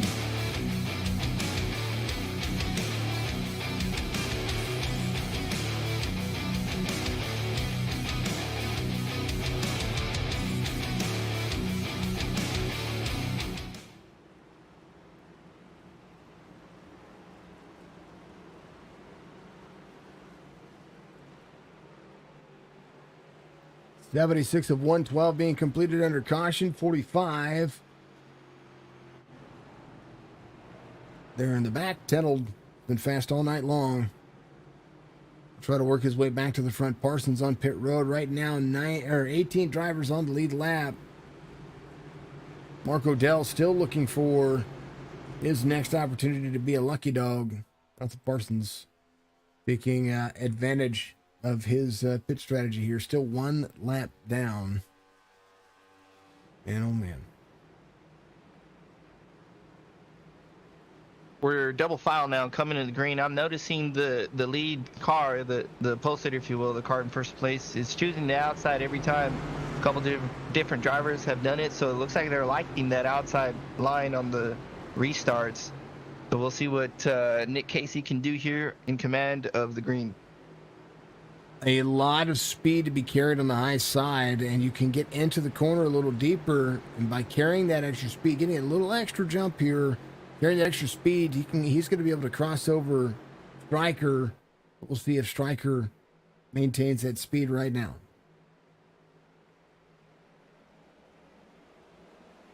Back Great at start. it. Yeah, it was great by everybody there in the top 5. Top 6.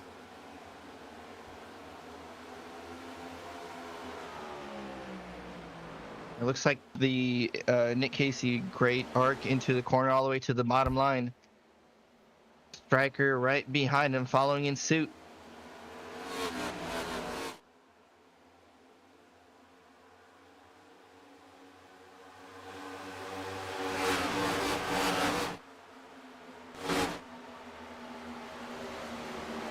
Single file for the most part, first through fifth. Looks like the battle for third. Robert Dudley outside.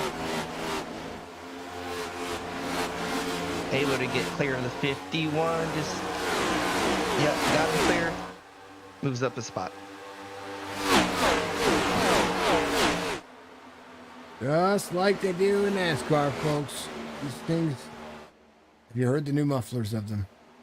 I'm asking for a friend.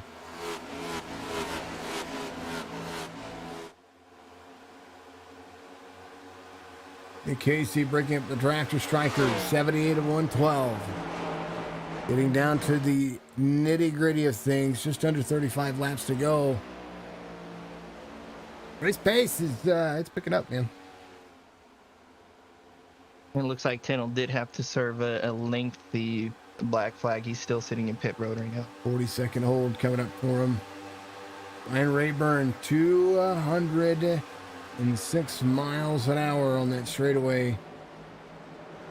Runs his fastest lap of the race finally, 42.81. But he had some speed coming off that corner. Yeah, that draft is a big factor, as you mentioned. Big, long straightaway, wide, very wide. You get in someone's toe, you're gonna get a big head of steam. You got to be careful with it. I know you're going fast, but that corner is gonna come up pretty quick, and you don't want to hit it wrong, so you're gonna pin the wall. You might go around. Auto Club looking busy. Half second, Casey, Strickland, Dudley, Day, Alul. From third to sixth, there's 4 drivers, including Robert Dudley, just ran their fastest laps of the race. Modge back here is actually learning a few things himself. Runs his fastest lap of the race this last time by. Barry Culver kicking it into another gear, runs his fastest lap. Snap south is out here in 31. Just ran his fastest lap. We'll see if there are any more takers here. 0.5 of a second, half second, separates the 88 and the 86. Race is winding down, so I believe everybody's starting to push a little harder, push their limits of the car, kind of step over that safety boundary, that safety net, find out where the car's really going to go. Only track you'll see a bump and run to the outside. Fontana Auto Club. 73 gave him a little wiggle. Wasn't intentional. I think he just misjudged the corner. Gave him a little wiggle, and drove around on the outside.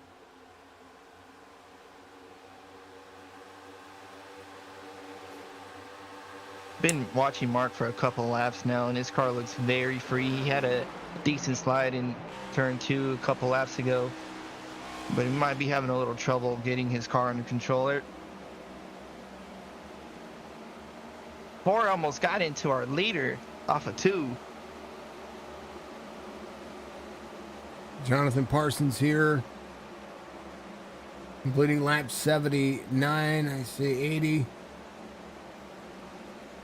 A few laps down here.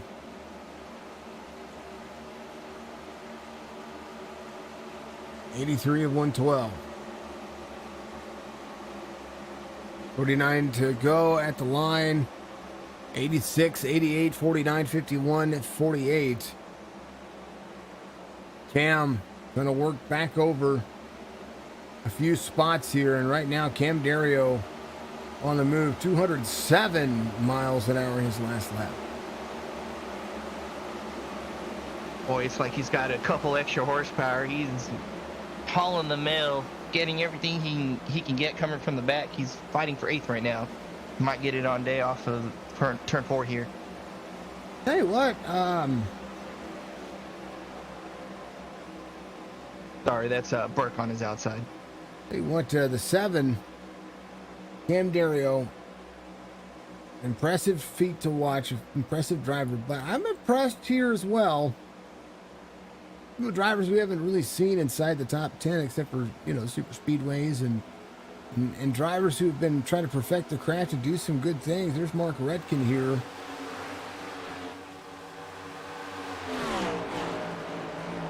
Finding a good long run, little Corvette fanfare.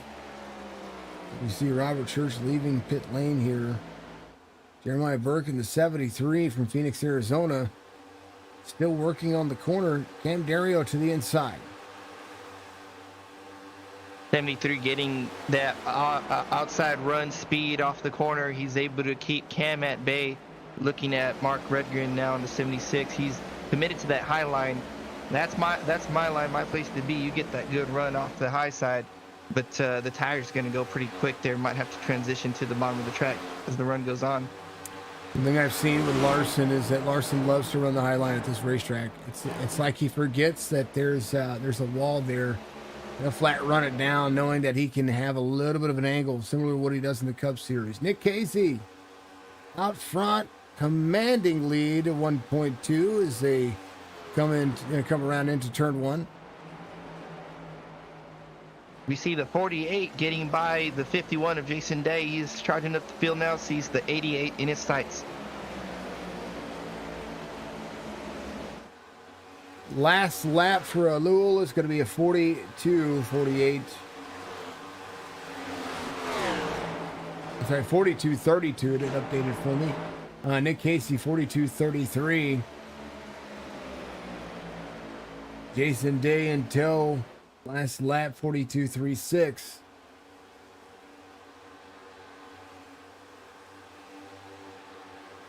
That 88 car's got a little bobble in the corner. It's ever so slight, but it's costing him a little bit of speed, I believe. He's losing ground to first place, and third place is catching him.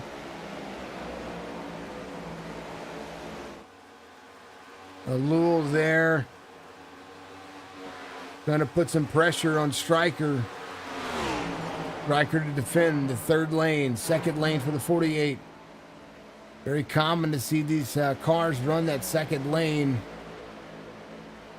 88 stays up high. It's going to pull the 51 and the 48. 48 now in the draft zone. See what he does with it here. Perfect part of the draft zone is to be right up there on with that front nose bumper, or that front bumper, with that rear bumper of Strickland, to get that run into the corner if he's going to try to clear it. He's trying a kind of traditional side job, slide job, not side job. They all have side jobs to be able to make more, right? That slide job look. Alul there to the bottom. Stryker back outside. 25 laps to go. Brought to you by Admin Boxx. Folks, hydrate time. Real quick, as I have to take a moment. We're going to let Joe take a moment. He's been doing a phenomenal job. Standing in for me today for a couple of segments, and we'll do it again one more time.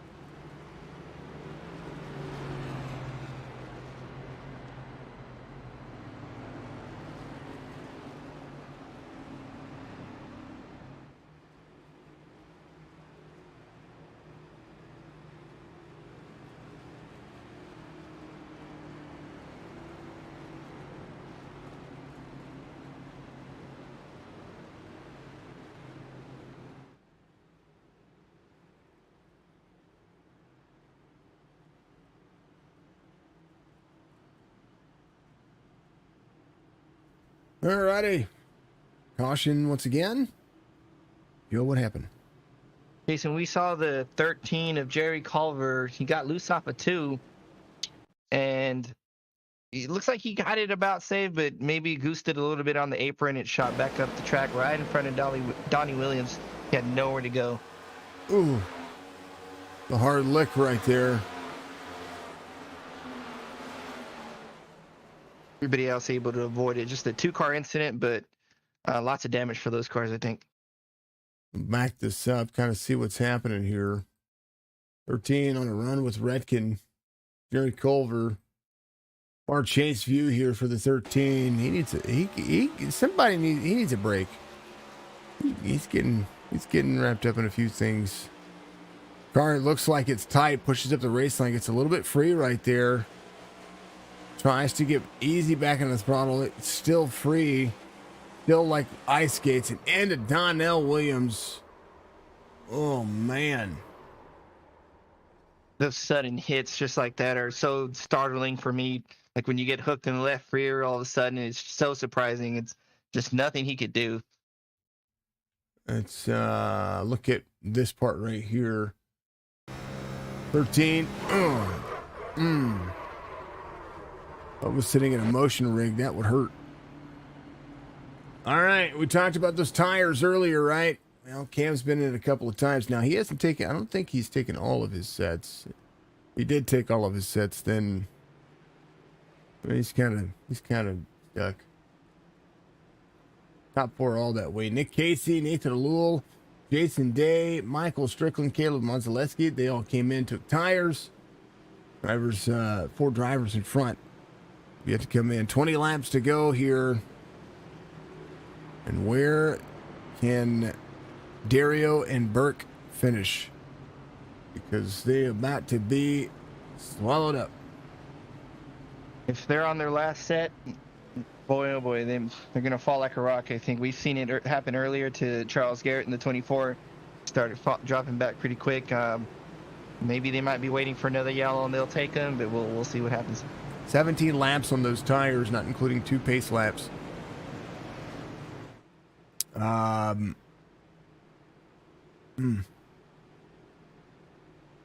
Might not seem like a lot, but I'm hearing before the race during practice from the drivers, roughly about 10 or so laps is when you can really feel them. So 17 laps, it's a lot for this tire.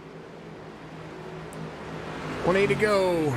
773, 1261, 4886. That'll be your front 3 rows on the restart here. Cam Dario will be there to the inside. We've watched the restart zone. Did a phenomenal job last Sunday and last Friday getting some wins. So I think you're going to see if he can skadoosh it around again. Pace car's in.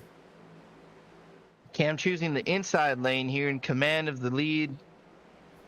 Gets it. Green flag's out. The 7-3 a little loose. So was Cam. Car's trying to get up to speed. Dario high line working it, tries to drop into the corner. 19 laps to go. Cam Dario with clean air. Nathan Alul pushing some luck on the high side. Tires are still very new. And they are pushing this like this is the final 10 laps. We might end up 3 wide on the backstretch here. No, it looks like the 12 backs away from it. Very smart driving. Wait for the corner. It's a wide corner. Can get the 73. Oh, 80. Oh, Striker into Alul, but they save it. Holy cow. We might wreck on the back here. Oh, we got Jason Day around. Day. Jason Day right here into They're Maj. stuck on the wall. Someone's in the Man. grass, too. 8th caution. Jason Looks Day like right. Rayburn. I believe there's the 53. Jason Day had a chance here to clear. Here's what he saw. Actually, he was out of the gas. 53 gets there. 53 points it. 51 tied off corner. I know the 53 was there, but that was kind of a bad line for him to choose. There's so much real estate below him. This is something we talked about at the beginning of the race, pre-race intros. It's a wide track. It's very tempting to just stuff your car in there. We saw patience at the beginning of the race, but with 18 to go, it's all or nothing for these drivers, I think, and they're trying to get more than Maybe bite off a little more than what you can chew.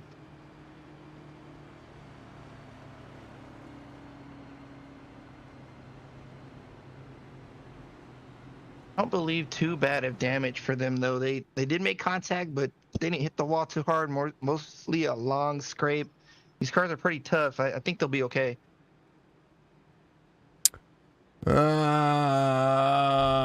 what I was doing.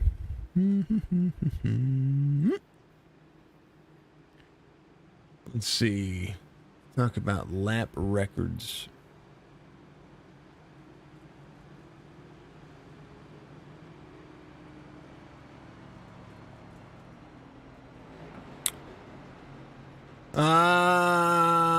Most wins at Auto Club. Of course, the famed California kid himself, Jimmy Johnson, most top fives.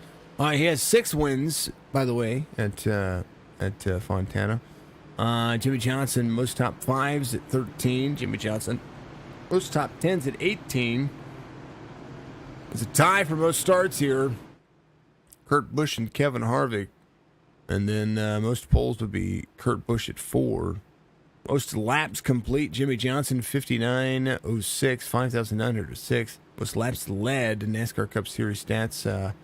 As far as Fontana goes, he's led 990 laps at this famed track. And best average start at the racetrack, Austin Dillon at a 9.8. Average finish, 7.6 at Jimmy Johnson.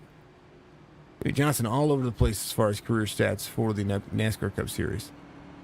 And it's not a surprise, right? It's freaking Jimmy Johnson. He's had a dynasty for 5 years or something like that. I think he won 5 in a row, right?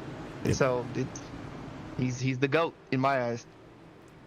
Well, of course, we'll always take the Intimidator and we'll always take Petty. Johnson will be synonymous. Now he's working with Petty.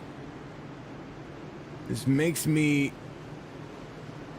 that much more curious of where that program's going to go next season.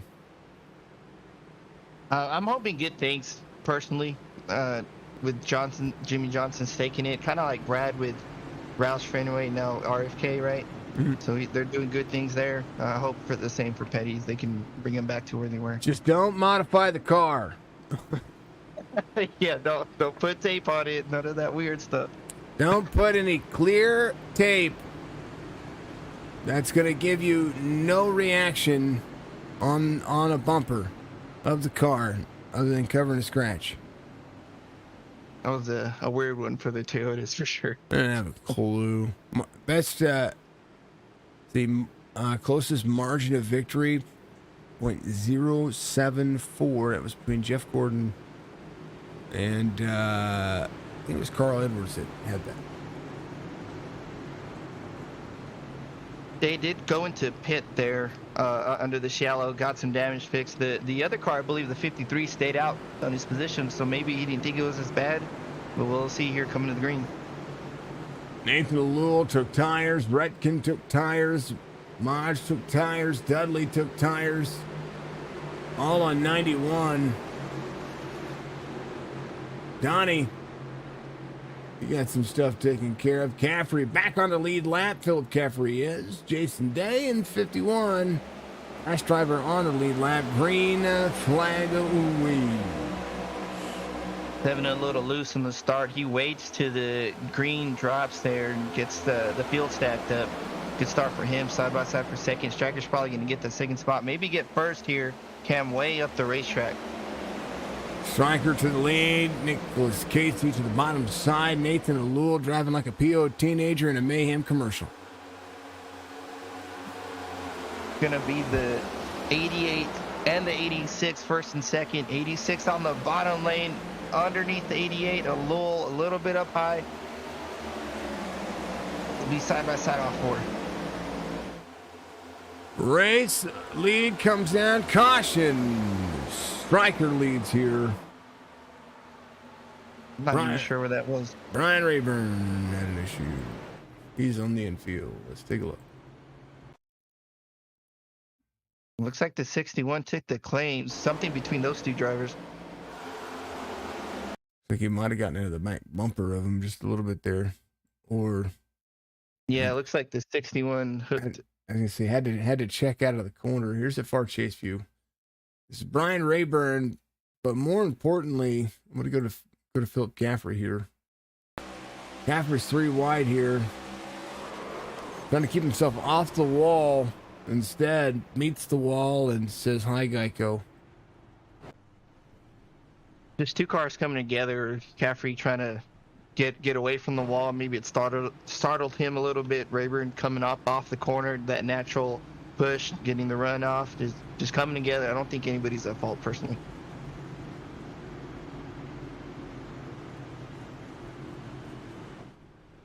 Strickland, Casey, Lowell, Dudley, Redkin, Dario, Modge, Roberge, Hammond, Day. That's your top 10.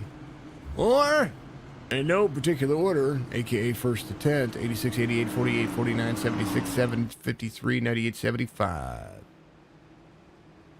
Pretty well convinced. Cam's on his last set right now on 26-ish, counting cautions, so maybe a little less. But on his last set of tires, I don't know how well he'll do with this run here. We don't have much to go, but we'll see how long he can hold. He needs a 10-lap green flag run to see what he's got. And he needs to keep Stryker in his sight. Stryker trying to become the 3rd winner in as many races for this early season of the Cup cars here. 2nd season for them.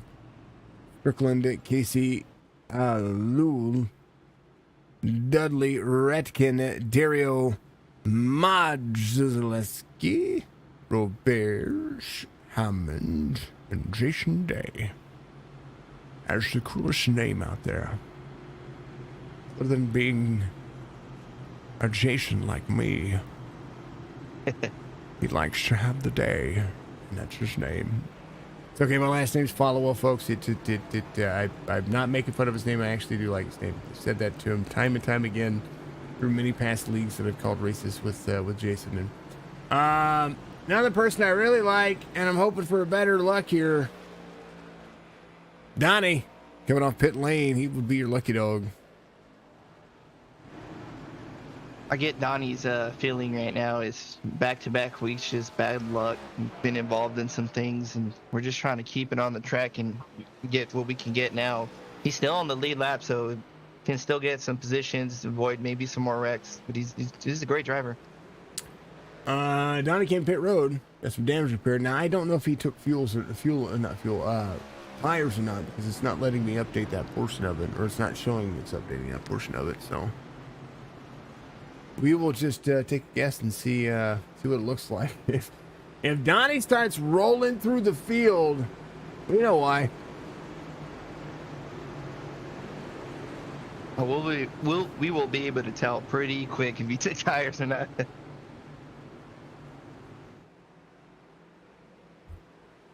11 laps to go this time by.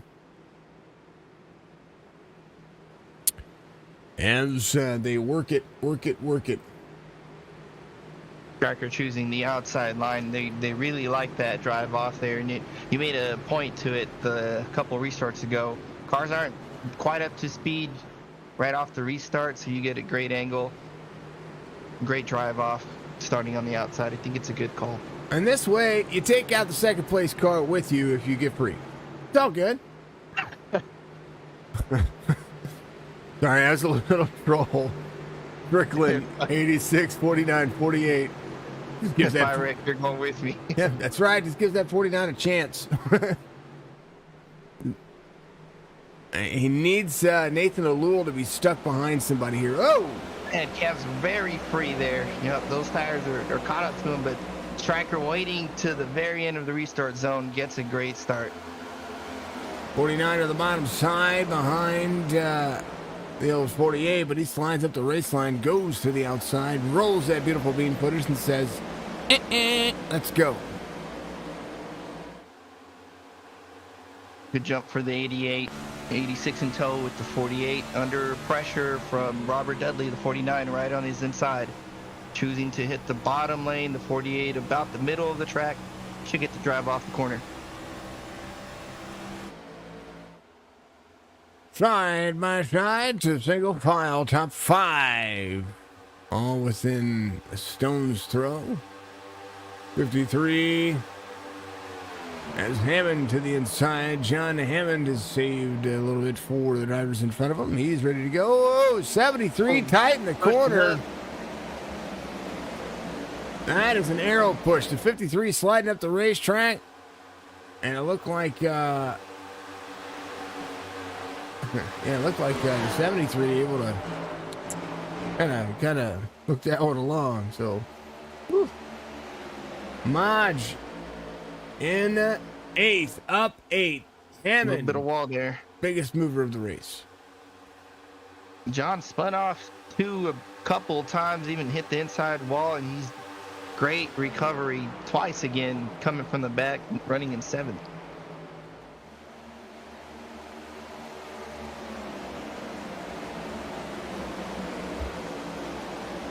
Nathan, 41-33. Drivers trying to break up the draft. Alul all over the top 3 right now. Record choosing the inside line. Casey on his outside. I think he's going to get the preferred line on the outside, get a drive off on Strickland. 8 laps to go. The more they battle, the worse off it is for both of their tires. And all of a sudden, they have a repeat winner for the first time. 88 fighting hard. Oh, I think Casey was a little free there. Slid up the track a little bit, little bobble. Keeps Strickland on his inside. And meanwhile, Lowell just watching them duke it out, waiting for his opportunity, being patient. They all came in at the same time right now. Speed belongs to Nick Casey. And the 86 this last time by. Now this time by Casey, quarter second faster.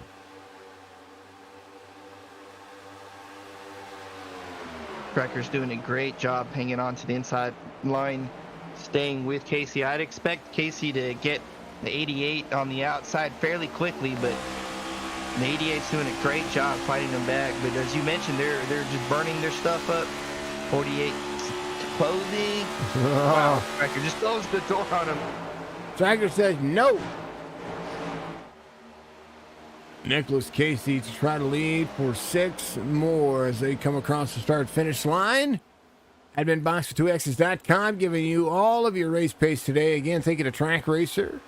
AMR RC, of course, my co-commentator for these Friday nights. That is the Joseph of the Grijalvas. Trademark TM. Yes. I can just imagine it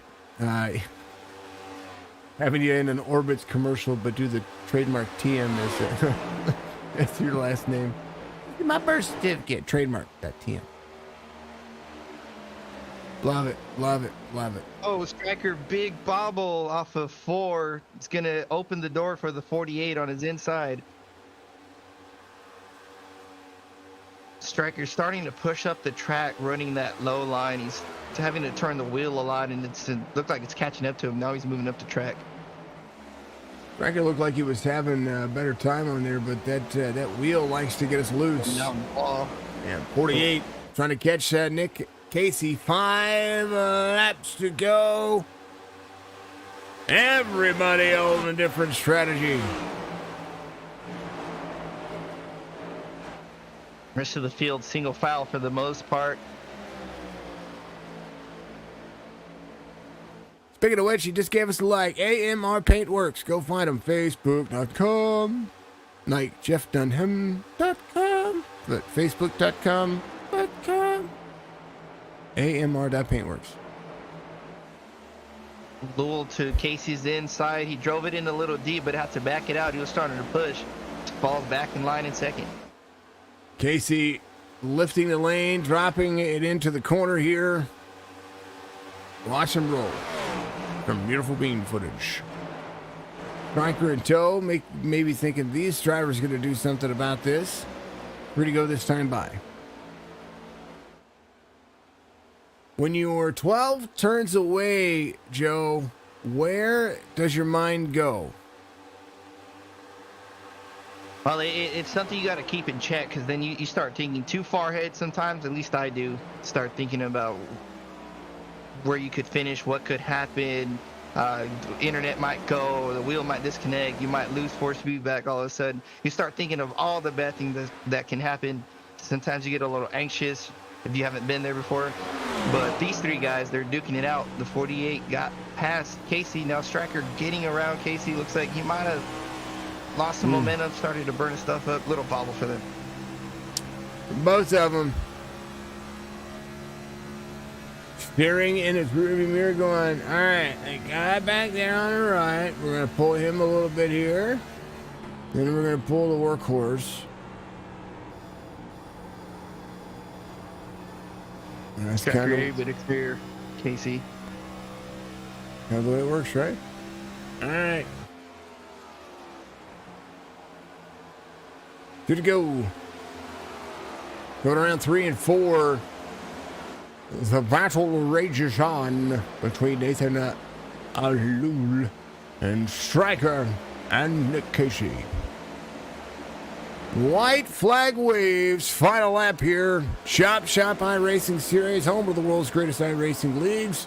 Go to ChopShopIRacing.com to find out more on how you can be a part of this and win a chance, or drive your way to a chance to win some of Striker's money. They call it Scoot for Loot.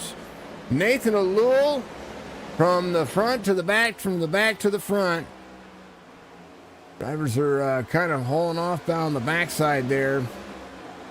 Striker's going to drive it in deep here on that bottom line. He's next to the 48. I don't know if he can hold it, though.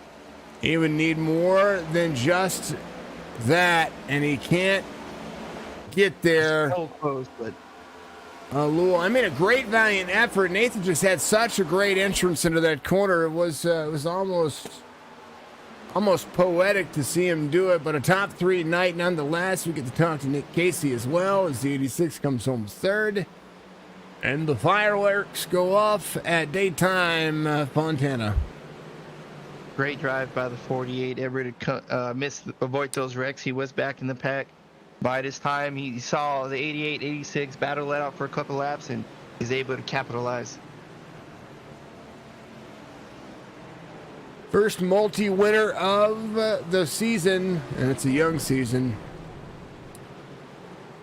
As they get out there and they are hitting it across the field. I think someone just got loose in the corner there. Oh, it didn't matter. I'm going to point him out anyway. See the 48? Oh, no. I'm waiting for him to burn it out. I was going to say we'll see him do some burnouts, but maybe... Oh, there he goes.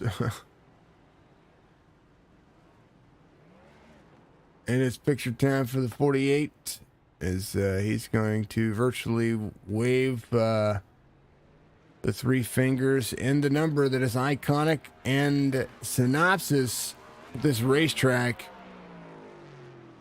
How about that? Jimmy Johnson has the most wins here. He comes home in victory lane in the 48. Race results brought to you by ChopShopIRacing.com, Rogue Energy, and all the fine folks over here at LinkTree Sports.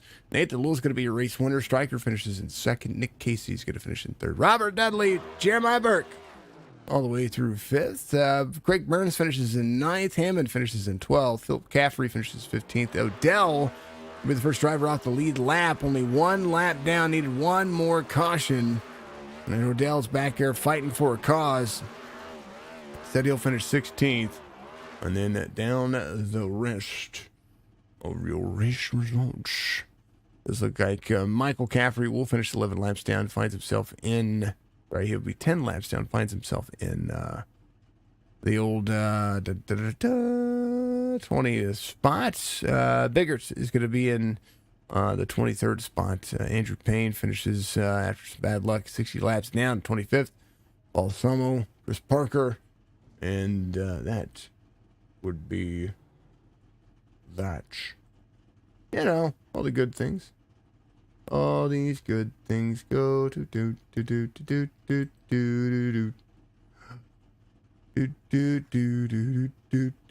Let's talk to Nathan Alul.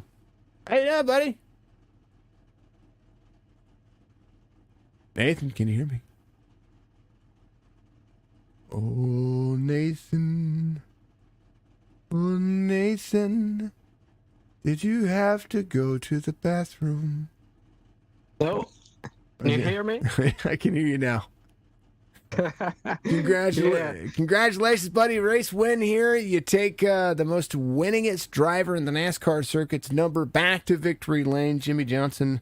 Of course, the Exalta throwback here for the 48. I know that we're supposed to say that Byron has that number, but I mean, if Johnson's gonna race this year, Jeff Gordon, Jimmy Johnson, anyway, all of these drivers are great. So you go out there, you go from the front to the back to the back, and then even more in the back, and then you find your way all the way back up front. What you need there to be able to keep cool and calm and collective, even though there was a few cautions kind of fell the right way. You still had to make the moves to get there. What was your mindset today? well, I knew that was a hard race. Actually, this track is really difficult to drive when it's that hot, and the tires are so bad after a long stint. So my mindset was keep surviving the first half of the race and thinking of the big picture. You know what I mean? Mm-hmm. So the first stage, I was battling with Andrew for the win, but after that, I was I was talking to myself. Okay, now I got to save tire sets and think about the last run, and it was all about that, saving and start from the back and then catch up the front. Well, you did a pretty darn dang old bang up job. Yeah. Tell you what, this was a good one. That was not easy.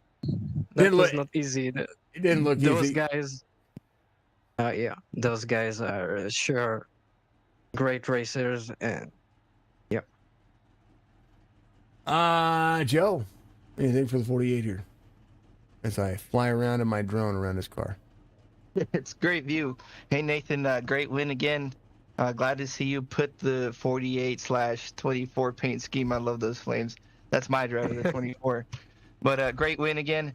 I want to ask you, you watching towards the end of the race, you're sitting in third, watching first and second, battling out. What are you thinking to yourself? Are you telling yourself to be patient, or where to watch the moves, or what are you telling yourself at that position? You mean where I was between Michael and Nicholas at the end? Right. Where you're sitting in third place, watching them race side by side. I knew that they were gonna,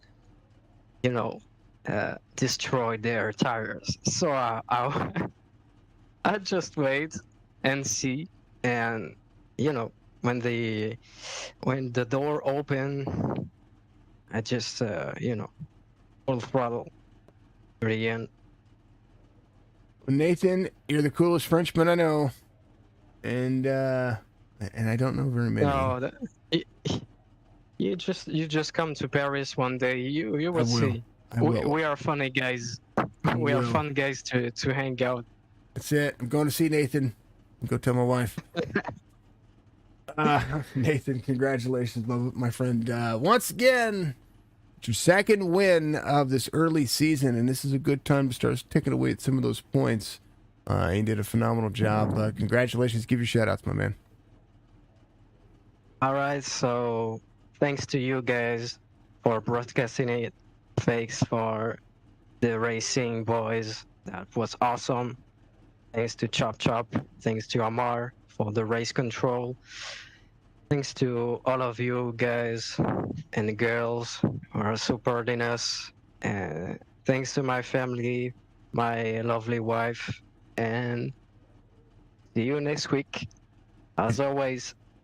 He's going to do it. Nathan DeLuel, 48.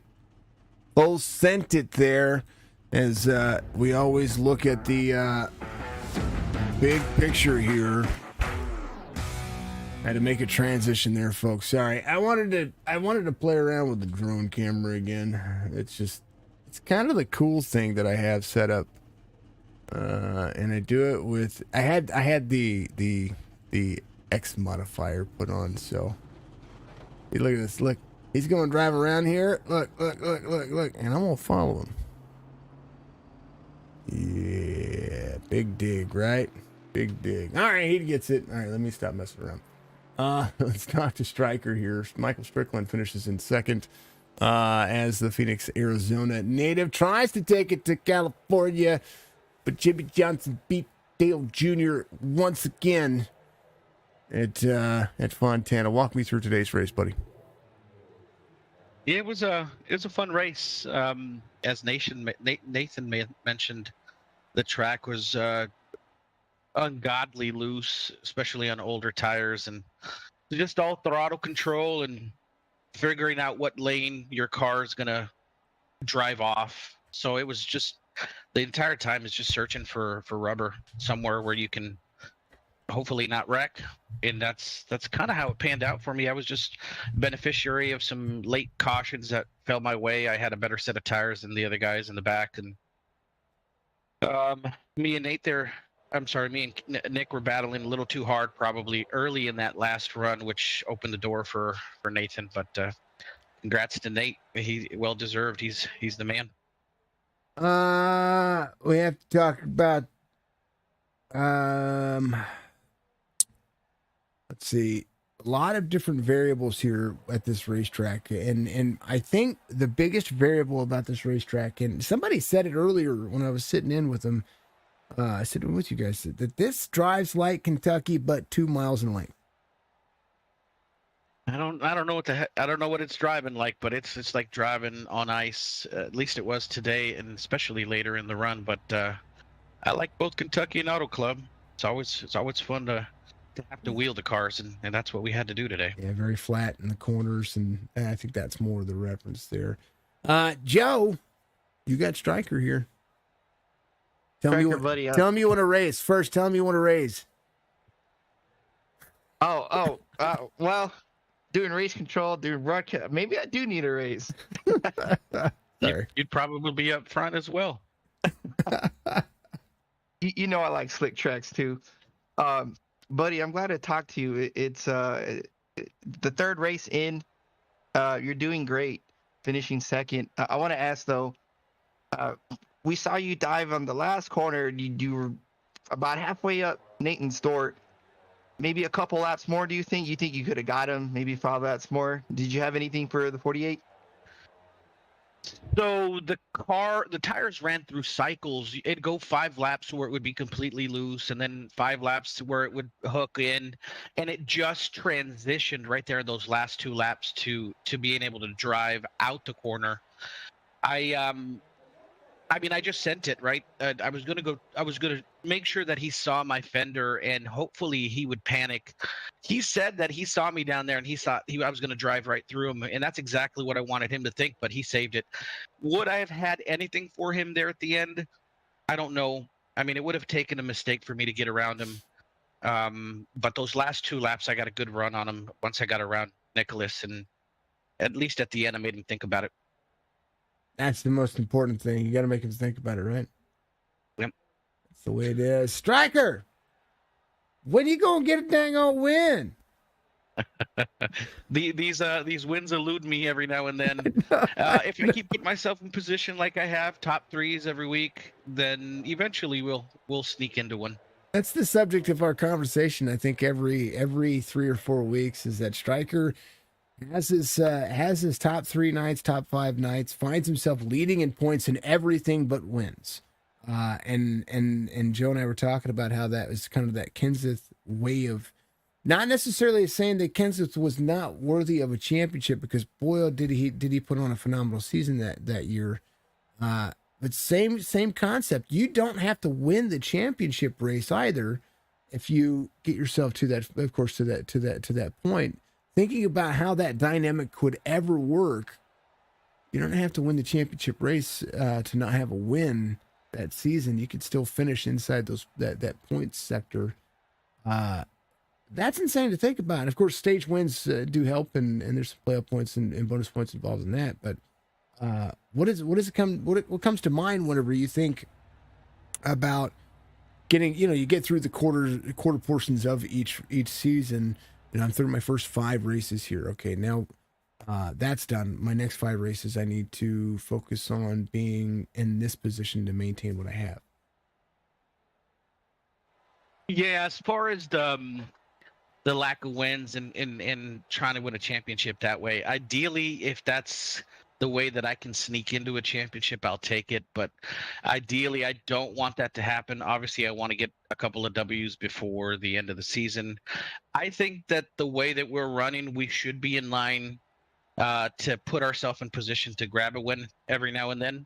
So we're just going to keep doing what we do. Take the season in stages. We're early in the season right now. I'm just happy I'm having some stroke of luck where I'm starting up front and I'm finishing up front, and that's pretty much all I can ask for. I can't get too greedy and start to push and cause problems. So we'll just take it day by day, and eventually the door's going to open where I can step right through. Yeah, I'm not talking trash by any means. It'd still be cool to see. It'd be awesome to get down and be like, Striker's never won a race this season. He just finished 3rd in this race in front of all the other 4. No, he didn't win the race. Blow Joe Smo won the race. But Striker's your champion. That would be incredible to see. And we'll probably see that in my lifetime, I'm sure. But Striker, much love, my man. Always a pleasure. Give you shout outs. Appreciate it. Thank you, Jason, Joseph, up in the booth. You guys do an excellent job. Thank you, Signature Esports, for all that you do. You're the best in the business, and we appreciate that you're with us the entire way. We want to thank some of our league sponsors: Admin Boxx, Track Racer, Baller Status. Without all you guys, we can't do what we do today. All the fans out there, friends, family, mom, sisters, Ricky. Maybe next week we can get you in victory lane. But as of today, we're happy with where we finished, and we thank everybody out there watching us. Keep supporting us. And thank you to Mrs. Striker as well. That's right. That's right. Don't let me forget that one. No, never. Never. I love her. Yeah, thanks to the missus and the kids. You tell her I love her, okay? If she lets you do got this. it. Yeah. I got to go be dad now. Okay, Striker, be good, man. Be safe. Later, guys. It's 88 goes OP2. I will never let him forget that. Thank that wife. Because I got to thank mine all the time. Nick Casey, I hear you. the man, the myth, the legend, the 86 finishes in 3rd.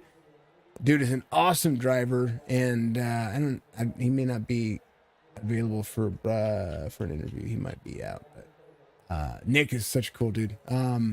Fantastic driver. Love to see him out there running again and once again, just putting everybody. The thing about Nick Casey is that he puts his foot into it, and he lets the car run where it needs to, lets it ride, and I've watched him drive many a time, and love to see him back out there running. Dudley says, great broadcast to both of us. Thank you. Good job on the top 3. Good win, Nathan. Mark says, great job, Nathan. Yeah, Joe, final thoughts. Well, we did have quite a bit of cautions, but I don't think it watered down the race any. It was great racing. We saw what we wanted to see. I think lots of battles everywhere, jockey for position, and a big upset. I think by Lowell. We know he's at the top, but we see Andrew join the room and like, oh well, Andrew's going to be in the front. He's probably going to win. But this just goes to show it's racing. Even the alien himself makes mistakes, and that mistake costed him today. Don't count him out, though. There's a lot of great tracks out here that I would call in Andrew's favor as well. And he's just super fast. One of the fastest drivers I've met on this simulator. Are some of the NASCAR drivers, Byron Brooks out there, of course, Brendan Poole, watching him driving these next gen cars. He's just absolutely. It's not even about being fast. He just knows the line and knows where to run, where to put these things, and it's insane. Andrew Payne has a ton of talent, and we'll see him at Victory Lane once again very shortly. I know that's going to happen, and a lot of talent behind that driver, sweeping the championships for the series in the past season. So he's just that much faster and that much more involved in it. And more racing tomorrow, though. Boy. Oh yeah, we got Xfinity Daytona. I'm thinking about running that one maybe. I don't like super speedways, but getting that itch again. And then it's Daytona. Man. Yeah, I know everybody goes to Daytona like, oh, everybody's running Daytona. You have like 60 car fields and this crazy whatnot. I don't know. I haven't decided. Maybe you'll see me on the track. Maybe you'll see me helping RC. We'll find out. Daytona is a fun track, and especially in anything but these next gen cars. These next gen cars are awful on super speedways, and don't draft very well. It's my opinion, of course, and I will stand by it. I'm a big supporter of Iracing. I know that I watched NASCAR last year, and I watched these cars a little bit of trouble in the early getting going whenever they started working on getting in that draft line. But I will tell you that when Talladega came up, and no issue drafting. When they went back to Daytona, no issue drafting. They figured it out. They put those cars bumper to bumper. I know that it's internet racing, and I know that iRacing limits some of that collision.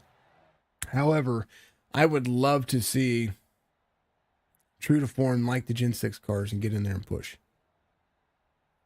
Yeah, that's what it's about, right? That's Daytona. You gotta hit the bumper, get the speed. I'll agree with you there. It's very weird. You hit fifth gear and it's like you're dead in the water. There's just a gap between you and the car, and it's almost like the old days where there's just a space, but you can't really get runs. So a little work there, and just because you love something doesn't mean you gotta back it every which way. Critiquing something you love is good too, right? So we'll see what they do. Yeah, they critique me. I have to critique them. That's just the way it goes. when I say something wrong, I hear about it. Everybody's there in this what? Yeah. But I do love this. I love this place. I love the simulator. Love that they afforded me an opportunity to have the success that we've had, along with, of course, the SC Warrior fans out there. Thank you for being a part of the Warrior Nation, folks. Joe and I will be back again next Friday. I will be back tomorrow for a doubleheader. Sunday for a doubleheader, and of course Monday we will have Monday Night Madness. We'll pick some random dang old game and stream it for whatever reason. It doesn't matter what it is. I'll probably play roulette with my Steam account because there's a bunch of games on there. A giant library of games you haven't played yet. Ones that have been gifted to me, ones that they were like testers or demos or anything like that. Folks, if you have like a game or something that you want me to try, by all means, send it to me on Twitter, Facebook, whichever. But find the platforms. You can also recommend them to me or send them to my Steam account or the Xbox Game Pass account, whatever that thing is. If you have my information, you're more than welcome to do that. But just don't send me anything that I can't stream. I.e., when I realized what the luxury bath in Red M was, I'm glad I wasn't streaming. I found that out last night. It sounds like a weird one. I found that out last night. Anywho, speaking of that, Signature Esports RP server is up and running. to be a part of that, you have to be a part of the Discord. You have to go through just a one little quick read, and you can jump in. We're trying our hand at hosting an RP server. If you want to be a part of that and that development, please feel free to jump into the Discord. I'm a big fan of role playing when it comes to gaming, and you can come in and meet my character and get to know the backstory of what I like. It's kind of like its own whole situation. It's very cool. I've used them in other RP servers, and we're going to try our hand at having our own, and small community, and we're going to do what we can. Maybe grow that community into something bigger. We'll see though. But folks, be good, be safe, be kind to one another. Grahalva and I are going to be out of here. Thank you to all the sponsors again. Once again, as Striker said, thank you to Admin Boxx, to AMR RC. Thank you to Track Racer, of course. They did say Bala Status. I keep forgetting about Bala Status. It's because they're all Balas. They're all great people. And then on top of that, folks, thank you so much for being out there. You are the reason why I do this, and you are the reason why these folks have me keep coming back each and every week. Bones, you have a great night as well. Be good, be safe, be kind of one another, because you're not my friend. And I tell you what, please go over to the Twitch channel, twitch.tv/signature esports. There's 2 E's in the middle. If not, check the comments on Facebook, or just search Signature Esports Twitch in Google. It'll take you over to there. We are raising money for St. Jude's Children's Research Hospital, and that is such a wonderful cause to be raising. It's only a $200 goal. After the $200 goal, we'll do something crazy. We've already had the opportunity to dye my hair. That's going to happen here pretty soon now that I have hair again. And what else? We deleted the stash already for Tarkov because, well, the wipe happened, so I had to start over from scratch anyway. We might have to do it again. We'll have to figure something else out. Be good. Thank you, Mark. Appreciate you. Much love. Be kind to one another once again. Go donate. Love you. See you in the next one.